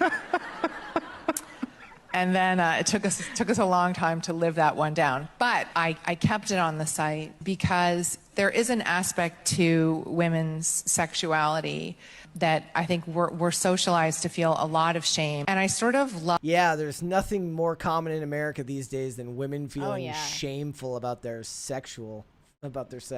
Yeah, that's real common. Loved this kind of punk rock idea. We are beautiful and we are awesome. And it's that millennial song again. Go fuck yourself. There's literally no group less shamed for their sexual behavior than like modern day American women. We need more shame, if anything. We need more shame in this culture. And I do love how unapologetically out of touch Gwyneth Paltrow is. She is kind of a favorite of the show for that reason. She doesn't try to hide it. She doesn't try to seem like she's down to earth. She is just unabashedly, completely out of touch and elitist. The manifesting summit. Because calling it the charlatan summit just wouldn't fly. This was a huge score for them to get Gwyneth Paltrow at the manifesting summit. Like, can you think of a better pick for your target audience? I wonder if they had like the creator of the summit on to talk about how he or she manifested the summit about manifesting into existence. It was definitely a she. It was definitely a crystal chick. Yeah. So I went to find the product page for that infamous candle, and it looks like it's no longer for sale. No. But the collaboration was between GOOP, her brand, and a perfume brand called Heretic. And they still have a tribute to the candle on their website. offering the story behind that candle. A little punk rock, a lot of funny, and undeniably subversive. This Smells Like My Beep candle started with Goop's Gwyneth Paltrow and Heretic founder Douglas Little. We're experimenting with scents, and she declared to one, "This smells like a beep." From there, they crafted this best-selling body-positive concept intended for those who want to destigmatize their odorous beep vaginas and celebrate it for the sexy flower it is. Wait, so the notorious candle that started it all. This is body positivity gone too far. Read that whole quote again from the start. The whole thing. The last part there. They crafted this best-selling body-positive concept intended for those who want to destigmatize the V and celebrate it for the sexy flower it is. But right before that was something about like what it smelled like. Look, you should have some shame if it smells bad. Well, here's the thing. I find it hard to believe that we've normalized enough. That anyone's wherever smells like the following blend of bergamot, cedar, ambrette seed, damask rose. Plus this says... I don't think anything smells like that. It's also a lie because she said in that clip that it smelled... That her quote was that it smells like a...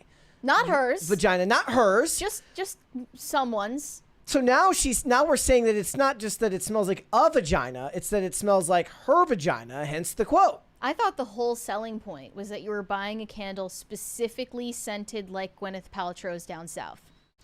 Oh, I thought that was the appeal. Yeah. But I guess it's just the universal V smell. Does she smell douche? Does she sell douches? I bet you she sells douches. I didn't see any. I perused her website and it was just a never-ending onslaught of different shaped vibrators. I mean, how many vibrators could you possibly need? They were all, it's like modern art, you know? Yeah. Like when you go into a modern art museum, all of the sculptures, they look like those vibrators on the Goop website.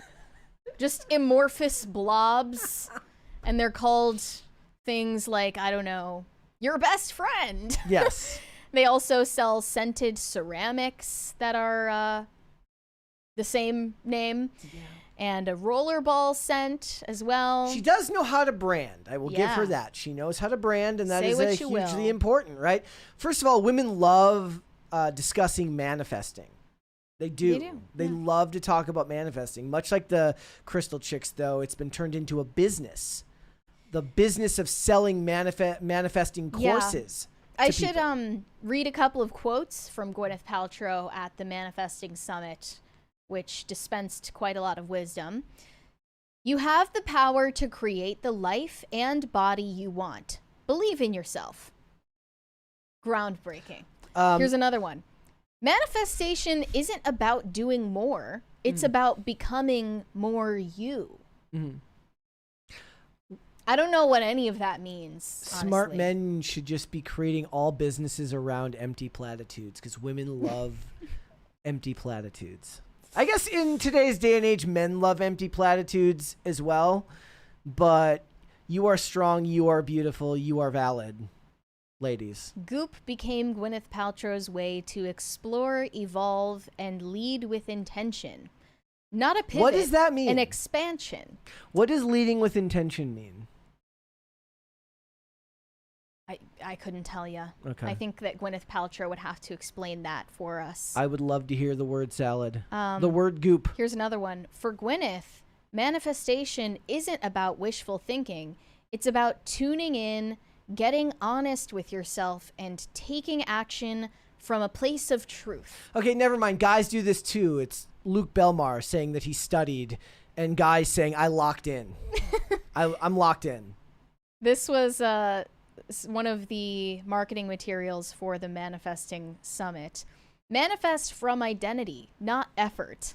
Love how the entire selling point is like, you just don't have to work for any of your goals. Yeah. You can think about them and they just appear. As long as you're authentic, your goals will just happen.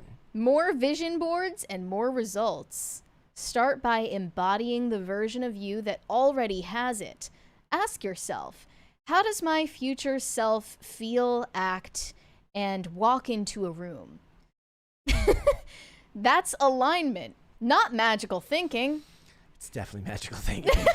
No, it's alignment. You don't understand. Definitely magical thinking. And I also saw that they are still selling the vibrator necklace, which is supposed to be an inconspicuous sex toy that you wear around your neck in front of people in public. Okay. And they say this pretty bullet-shaped pendant is here for the transition from a night out to a night in. It's a necklace and a vibrator, now in its 2nd generation and stronger than ever. Okay. Non-returnable. No. Thank God. You can't manifest a return of this product. Yeah, no. It would be inauthentic to do that. Can you imagine if they had returns and just resold you someone's used vibrator necklace? Probably would. Yeah, no. In the chat, Adam says, sounds like a pyramid scheme. It's not a pyramid scheme. It's a multi-level marketing ploy. Aligning with your true self. See, this is a way that I think people are constantly trying to purchase authenticity. Mm-hmm. Because they're misguided. They don't know where to find it in real relationships with people who know them. Yeah. And, you know, people are looking in all the wrong places to buy a product that unlocks their identity for them. You know, instead of actually engaging in real introspection or doing anything concretely to improve their lives, they would rather retreat into this dream realm where you think about the future self that you want to be and integrate it with your present self, and then suddenly all of your goals and dreams appear before your eyes. It all just falls into your lap and you don't have to do any work. I love that. I'll pay a fortune for that. You can't deny that that's an appealing it is. Thing to sell people, like that you don't have to work for what you want. Yeah, you know, I see why they get to enrich themselves off of this concept, because what could be more appealing than that? Because they have the money and the infrastructure to sell you the good life made easy. And then think about how different men's self-improvement or self-help conferences sound, right? Yeah. Like, buck up, get your shit together. Figure it out. Figure it out, man up. I literally said it earlier. The world isn't gonna no one in this world's gonna save you. You gotta do Right. it yourself. It's a very different message. All right, let's finish these super chats. Shane H. Wilder said, I read Jem Aswad's bio. His ex is also followed by Amazon Music, but not Spotify, and his banner is pro-abort cringe. He sounds like an asswad. Nominal determinism, folks. It happens every time with these people.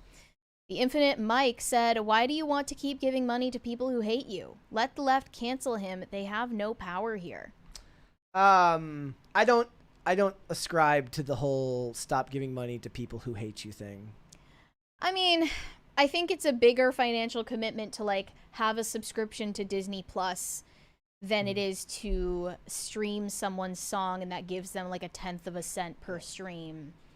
There is a difference between giving Disney $20 a month on a payment schedule and, you know, streaming Diddy's song. I'm from not the 2000s. I'm not like the crusader who thinks that the world is going to be saved by YouTube videos or that we're going to change the world here. So I'm just kind of here for whatever. And We're not shooting for the stars. I'm not shooting for the stars. I'm shooting for nothing in particular. Shooting for maybe an 8-foot ceiling? Yeah. I subscribe to streaming services. I love movies and television, new and old. I mean, more old than new, but whatever. And I call them out when they say stuff that's stupid and watch the movies and celebrate them when the movies are good and go on about your day. I'm not looking to change the world. This is probably a bad idea for me to admit this, but I don't have a TV. That's amazing. I should have a TV. You should. It literally has to do with my job. I have one you can have. I don't have a TV. I don't even know if I want a TV. Like, it's not something I aspire to, and I'm not even bragging about it because I feel like it just is something I ought to have. I just never got around to it. I've literally got one you can have. I don't have any subscriptions to any of the streaming services either because you've got Tubi. It's just a pain in the ass. I've got Tubi. I'm good. Weary Traveler said Mary's creepy Chan coded. You know Creepy Chan? I don't. She's more from your time than mine, but she was one of the contestants on America's Next Top Model. Her name is Allison Harvard. Okay. And she was quirked up. Quirked up before that was cringe. Oh, so you're a quirk chungus. If you're believing the Creepy Chan comparisons, it wouldn't be the first time. Terrence Rice. Actually, now that I think about it, it's not just online. Someone in real life came up to me and said, like, you look like Allison Harvard. And I was like, damn, okay. I feel good about myself. Deep cut. Terrence Rice said, ha, asswad. It's asswad. Okay, asswad. I'm going to say it asswad, even if it's not pronounced that way. I don't care. I'm going to make fun of him. Like, he can never live down the middle school nicknames. Yeah. I will bring it back. Greg Duvier said, dead internet theory is real. I don't know what topic we were discussing in which Michaela? Was that what it was? That makes sense. Well, I guess it's just taking dead internet theory and putting it right in your face. Yep. You know? It's not a secret anymore. Adam said, what's the difference from the AI influencer to the AI Brad Pitt trying to date a recently divorced woman? Well, AI Brad Pitt is based on an actual person. Yeah, that's based on an actual person, and the person behind the fake Brad Pitt is trying to extort emotionally vulnerable old women out of millions of dollars and succeeding. Meanwhile, Lil Michaela is just posting a hashtag, and you're free to participate if you want to or not. And it's no secret that Lil Michaela is a fake person. It's not like they're trying to fool you. She's very clearly computer generated. My favorite is the direct message. It says, "This is Zack Snyder. I need $600 to finish the next Justice League movie. Here's my Venmo. I will give you your $600. I have Venmo or Cash App. I will give them both to you, Zach." Zack Snyder asking for your Bitcoin wallet. Hiroshima Otaru said, Wendy is 63 years old. She is a real person. Really? The Wendy that Wendy's is based on. It's like what? The guy's daughter? Interesting. I think. I love the ginger representation though. Mm-hmm. Shane H. Wilder said Michaela is giving Temu Markiplier in the hospital. At least Mark is real and had a real medical issue, even if the issue was that he couldn't shit. LOL. Okay. I didn't know about Markiplier's constipation crisis. I didn't know about that. Thank you for informing me. Pop Culture Junkie said, I monitor the improvements in photorealism in AI short films. Conclusion, within 3 years, quote-unquote, real porn is done. OnlyFans toast. What's the societal result? Look, everybody keeps saying that Elon Musk is like, nobody will be driving a car in 10 years. Everybody's always giving you doomer takes on jobs are going to be gone in 10 years. Your car will be gone in 5 years. People say a lot of things. People in the 60s thought that we would be in flying cars by now. So I don't know if I'm to believe any of those predictions, but I think that the reason OnlyFans is popular, despite the fact that free porn is available everywhere, shows that AI is not necessarily going to replace all of it completely, because the appeal of OnlyFans is the personal aspect of it. At least the perception that you are forming some kind of personal relationship with the OnlyFans model in question. So if there's still a market for that parasocial relationship, AI is not necessarily going to be able to replace it. Pat the Plumber said, Mary, I sent you something on Insta for your book. Another OF chick claiming they found Jesus. You have to look that up. I haven't heard about this story yet, but I'll take a look. Jake Ramirez. Did we miss this one? It was 20. Oh, no, actually, I did read that earlier. Yeah. Hiroshima Otaru said, Mary is envious of their accent game. Nah, Mary's accents are better than all of theirs. I'm pretty good at accents. I just don't use them in my daily life. AI Shih Tzu said, was going to tweet at Brett the custom jacket design for my motorcycle I'm stitching as thanks, but Mary is busy being a hater today, so I'll wait. Imagine peace in the gongo. Tim, please no sue Mary, no bully. I'm so confused. What? I think he tweeted something at you. Okay. I'm confused. What do you mean, Tim, please, no sue, Mary, no bully? No sue, and then Mary, no bully. Separate statements. I don't know what any of that means. I'm sorry. Commas are your friend. Yes. But thank you. Greg Duvier said, people thinking Minnesotans sound like Canadians should be slapped. We do not sound like that. YouTube doesn't like slapped. Look, me, my dad, and my brother don't sound the same. I would like to think that at least from what I've been told, my brother and my dad sound more Midwestern / Canadian than I do. Is it because you've traveled so much? Maybe. Maybe it's just your friend group. Tell me, when you went to Spain and you came back from Spain, did you sound like Ilaria? No. Did you forget the word for cucumber? No. In English? No. I don't think so. No Control said Pedro looks like an adult-sized child. It's his. He's doing the same thing I'm doing right now. Okay, he just was like, he was hugging himself and shaking and twiddling maybe it was his cold. thumbs and He was putting the gun show on that day. Yeah, he's wearing this muscle tee. It's not really fitting the Cannes Film Festival dress code, which enforces evening wear, black tie. You better be wearing a tuxedo. Also, I'm going to point out, look, if you want to, he has pretty defined biceps, but I feel like unless you've got like the gun show going on, you wear a regular tank top, not a cutoff shirt. Cutoff shirt means you specifically cut those sleeves off to show off the arms. You need a bigger gun show. Otherwise, just wear a regular tank top. That is acceptable if you don't have the gun show. It's not even close to the worst thing that Pedro Pascal has worn. Yeah. To be fair. His Protect the Doll shirt was at the cleaners. No, the Met Gala outfit that he wore in 2024 with the knee socks was crazy work. And people actually pretended to find that hot. Yeah. I feel like I'm going crazy. Here's another like hater take.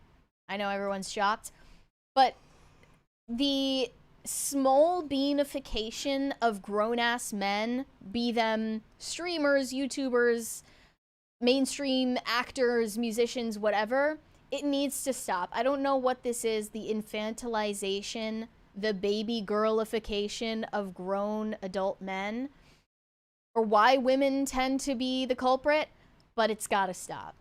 Because he's leaning into it.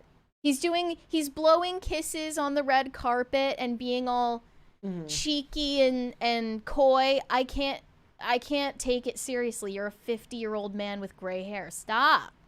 Just have some self-respect. A little bit. Weary Traveler said Mary has her claws out today. Yes, she does. When do I not?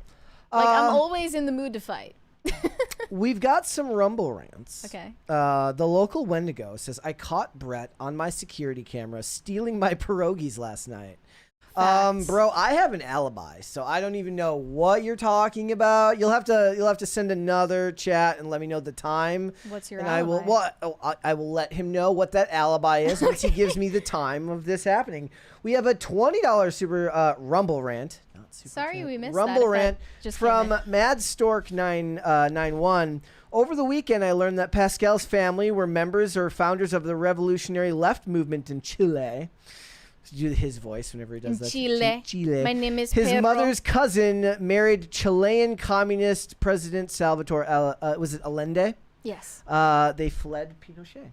Yeah, I looked this up earlier. It says Pedro Pascal's parents fled Chile during the military dictatorship of Pinochet.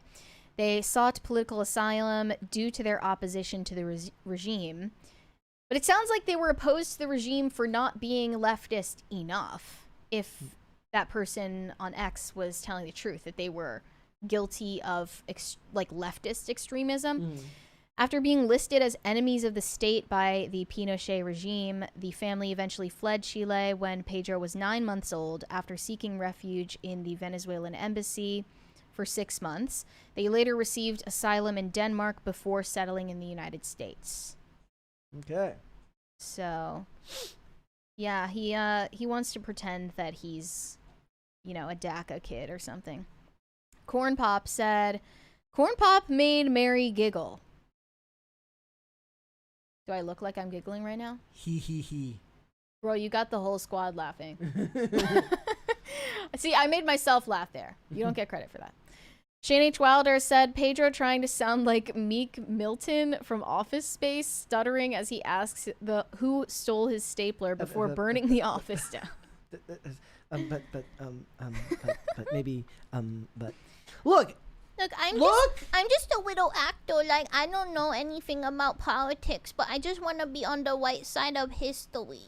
And to be fair, not everybody does public speaking well. He's an actor. It's not the same thing. Reading from a script is not the same thing as getting up and giving a speech in front of people. It's a skill set that you learn. Could have passed the question to like anybody else though. It'd be funny if they started like hiring like political analysts to come with them and read the answers. He's an attention whore. Why else would you wear a Protect the Dolls shirt at a Disney event? Unless you wanted backlash and attention for it. He has the family member that's trans, so it's a particularly specific issue to him. I know it's like a personal thing, whatever, but like still. It was my stapler, by the way, Aaron. Adam said, when I read and study the book of Revelation, I always wonder how we would get there. Then I see what's been happening. I can see it happening now. Well, other people at different points in history thought the same thing. You never know, and that's kind of the point. It's like a thief in the night. You never know when the tribulation, the end time could happen. I mean, I hear you guys talking about the Book of Enoch last week. I'm like, I don't even know what that means, bro.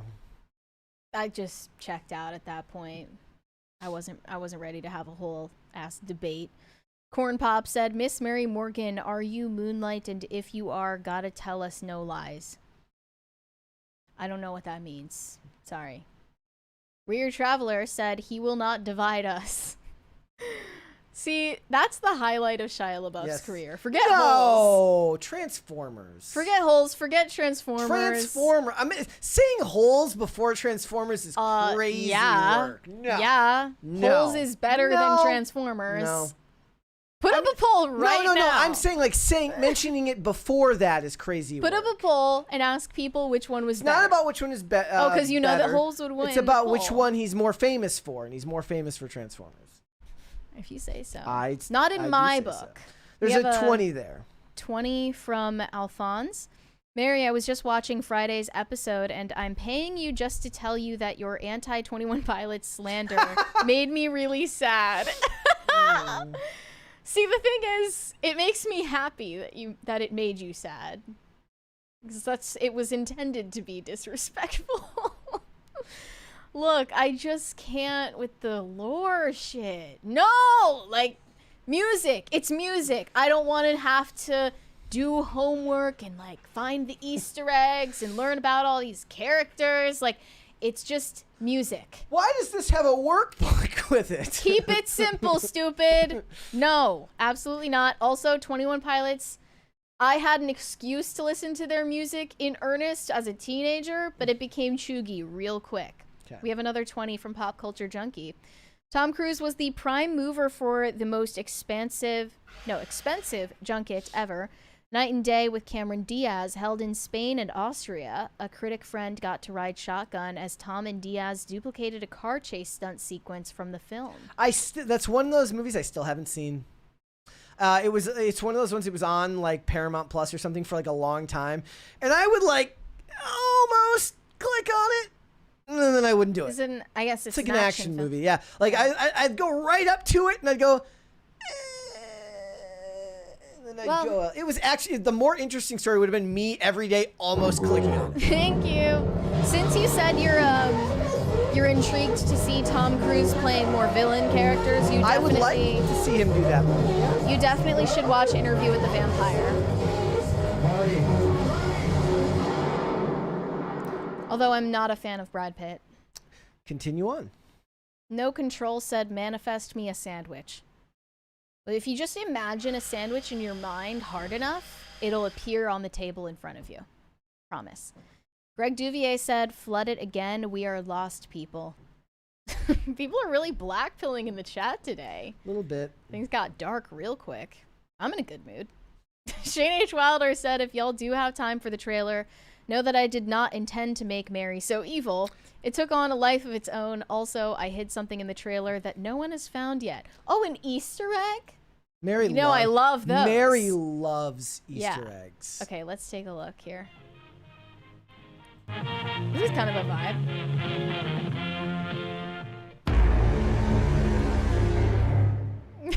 The bois. In a world of cringe, there is one man that can stop the brain rot. Is that supposed to be me? That man is Brett Darsovic. Wow, I didn't know that. This summer watch as Brett wages battle against the maniacal queen of cringe, Mary Morgan. I love cringe.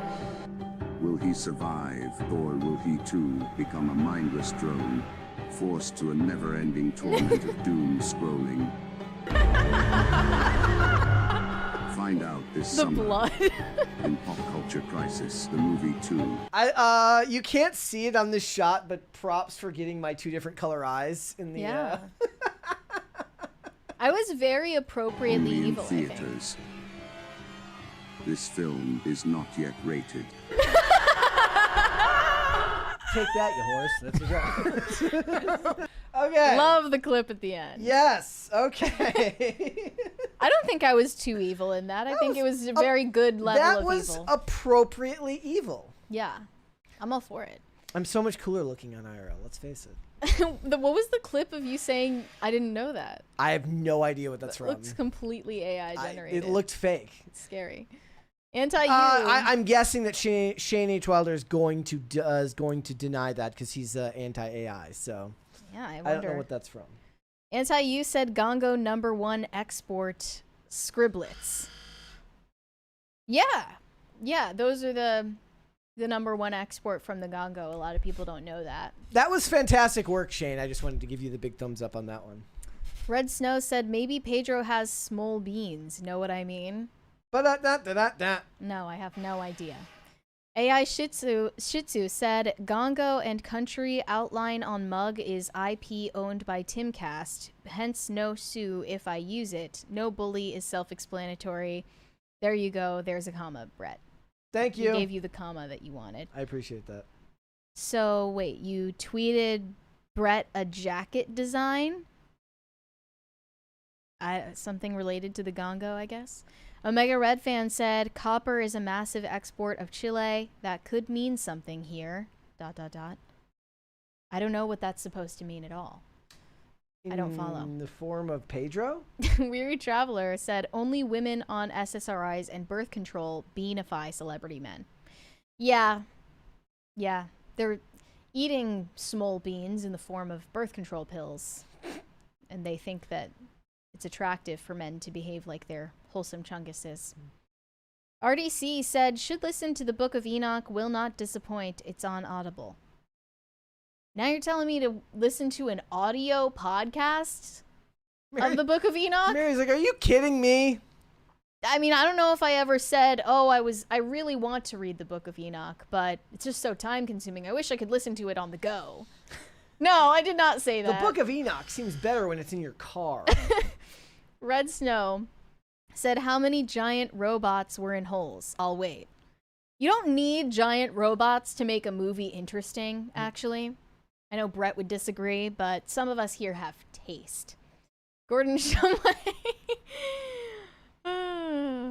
Sorry. Not really. Gordon Shumway said, we have to make sure Phil knows that Pedro Pascal's family are communist. I want to make sure Phil has a burning dislike for him. I think he already does. He probably already does. Most people have Pedro Pascal fatigue just from him being cast in everything. They don't even know how annoying he really is. Yeah. Like I said, they're making that young Stalin movie. I'm surprised they didn't cast him as Stalin. Didn't they have a movie about, was it Franco? No, it was about Castro in the works. And James Franco was going to play him, right? Yep. Should have just gotten... Whatever happened with that? Probably still being made. Yeah, it's been a while. Or it got made and nobody cared. Probably, more likely. DCNC said, Pedro, Pedro. Pedro. I don't know what that is. Corn Pop sent us a sticker. Thank you. Thank you. And then he sent us another sticker. Not that John Stewart says absolute cinema. I like the one somebody made the other day of Ryan Coogler, and it says absolute cinema. Pop Culture Junkie said, regarding Night and Day, you didn't miss much. See, but now that makes me feel like I did. I should see it. So if someone tells you not to watch something, you're just going to watch it. I mean, it's an action movie starring Tom Cruise, so I'll probably end up getting around to it at some point. You should watch Interview with a Vampire. I started The Closer, finally. I'm Well, like 8 episodes in. What do you think so far? Other than the funny parts of the politically incorrect stuff that you can't say anymore because it was made in 2005, which are funny to me. You prefer Major Crimes? I prefer, for some reason, granted it might just have been the time period that I watched it in, I prefer Mary McDowell's main character to Kira Sedgwick's, but maybe it'll grow on me as the show goes on. I like Brenda's accent and her chocolate addiction. Neither her nor the lead of Major Crimes either look like somebody that I would be scared of if I was to run into them in the street. That's the point. She's a sweet-talking Southern lady who No, I gets know. really intimidating when she needs to be. When she's in the box. Yeah. Meh. Yeah.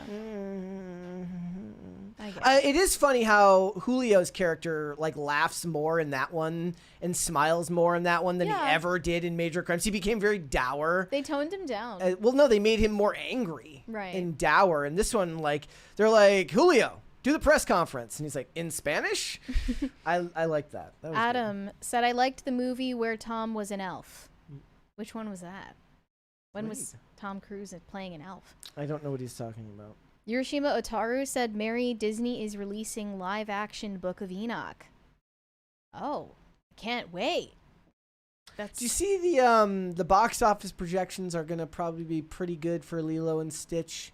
Only cost $100 million to make, which for them on a live-action remake is cheap. Mm-hmm. We'll wait and see.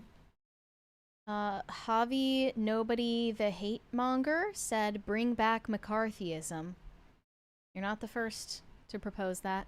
Shane H. Wilder said, use AI, come on son, the voiceover was text to speech. The I didn't know that was from an old Cass Castle. Oh, I remember that. Also, at exactly 25 seconds in, I added Mocha behind Brett for exactly 1 frame. No! Subliminal messaging. Look, I love the damn cat, okay? I love the cat. It's I was fantastic. hearing some things about Mocha earlier that was you aren't aware of. That was a joke, and in we the shan't chat. ever speak of that again. I won't repeat it, but it was quite something. DCNC said, Pedro the spinning raccoon. I don't get it. I don't know what you're talking about. Straight Rippin' 93 said, Pascal smoking that woke pipe hard. I've never heard that expression before. Man, you've I been like that. So it's like that's sort of like drinking the Kool-Aid. Right. You're drinking the Smoking leftist Kool-Aid. woke You're drinking you're smoking Guys, the woke pipe. Meth is so woke. Don't do it because meth is woke. we Literally, it will keep you up for days. Meth is so woke, bro. We are $8 away from the 3rd crisis party. Just gonna throw that out there. For no particular reason. But we are caught up whatsoever. on the super chats. Yes, and I we believe are. the Rumble rants as I well. believe so as well. Going through it again. Again, sorry to Mad Stork 91 for the 20 that we missed earlier. Trying to get. It's hard to keep track of both pages at once when we're doing Everybody's multitasking these days. Mm-hmm. During the cute of the day earlier, I was going to share I have some German Shepherd trauma, so I'm not really capable of finding them cute. What happened? I wasn't attacked, but it was close. When I was like 5 years old or something, I climbed up on my parents' car in the garage because the neighbor's dog like came over to the garage and started like looking like it was about to pounce. I climbed on top of the car. That probably wouldn't have saved me. No. Dog could get up there for one. Close enough. Adam said, I think the movie is called Legend. Didn't see it. I see people Tom talking about it Cruise in as the an chat. elf. Red Snow said, chicks dig giant robots. Guess Mary ain't a chick. Do chicks dig giant robots? Does That's news to me. I assumed that only men enjoyed giant robots. Adam Swain said, "You're welcome." Thank you. Yeah, the part of Holes that stuck with me for years was the idea of having snake venom nail polish. That's a good idea. I still wish that existed. That seems like a great self-defense tool for women. But the only one that actually exists is nail polish you stick in your drink to see if there's a roofie in it. Does it like change the color of your nail? I don't know if it actually works, but that's what they claimed. That works. We have another one from Shane H. Wilder. Thank you guys and everyone in the chat. It was a lot of work. Motion tracking. Motion tracking. The laser eyes. Takes a lot of time, but really fun. Glad y'all liked it. Excellent. Thank you for the movie trailer, Shane. It was very good. Low bois. It had just enough low bois. Loved the maniacal laughter. I was laughing in unison. You laughed with in it. unison with the trailer. It was kind of amazing. iVoltage75 said, "So your hatred of canines has to do with childhood trauma. That's understandable." Well, not entirely. I never really was a dog person even before that happened. I was just born this way, you know? I had a friend that we had a play date, and I went over to her house. They had like 3 huge dogs. Like, I think they were labs. I don't know. And they drooled in puddles on the floor. Okay. I think maybe that formative experience as well just turned me against dogs. It wasn't the violence, it was the mess. It was, yeah, gross. Okay. And then we go in her backyard and there was dog poop and it was just... Okay. It's a no from me. Never gonna own a dog. All right, guys, before we go, I want you all to hit the like button on this video and subscribe to the channel if you are new here and you have not subscribed here yet. Alrighty, thank you guys all so much for joining us. Mary, where can they find you? You can send me validation on Instagram at MaryArchived, or you can send me hate on X. That is also MaryArchived. All right, one more. There's a couple more there. A few more. DC&C said, "Oops, I guess Pedro the Raccoon was a Euro thing. No worries. Eurovision happened on the weekend. Does that penetrate the U.S. or no? Nice show, pals." Actually, I joked, or I mentioned to Mary earlier, I go, what the hell? I hear about it all the time in the context of like articles that are written. I go, what is Eurovision? And because all I ever see with Eurovision is people being mad at Israel.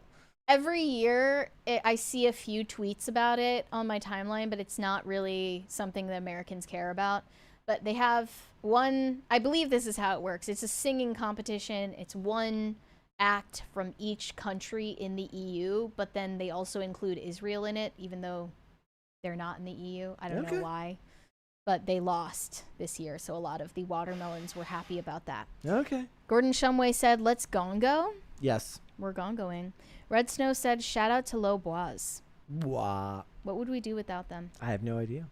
Corn Pop said, "Do you like the smell of skunks? Because I love it." It says with face orange biting nails. That was I like how that translates in text. Yeah, guys, the emoji didn't work, dude. If you hit the like button on this video, please, you'll be helping out the channel a bunch. So hit the like button, subscribe to the channel if you are new here, whether on YouTube or on Rumble. Subscribe and share the content out with all your friends and family and loved ones. The more people that you share it with, the faster this show can grow. And if you want to follow me, I am on Instagram and on Twix at Brett Dasovic on both of those platforms. We are 5 days a week, Monday through Friday, 3 p.m. Eastern Standard Time, which is noon Pacific. Amazon Music, Apple Podcasts, Pandora, and Spotify. If you'd like to listen rather than watch this show, you can rate and review on Apple Podcasts and on Spotify. It's another great way to help. And if you want to follow us on social media, we are on Twix at @PopCulture_show, Facebook at PopCultureCrisis, Instagram at PopCultureCrisisPod. Couldn't have been better timing. Thank you. Perfect. Let's go out with a bang. Yep. All right. We will be back with another episode tomorrow. We'll see y'all then. Bye. Bye, everybody.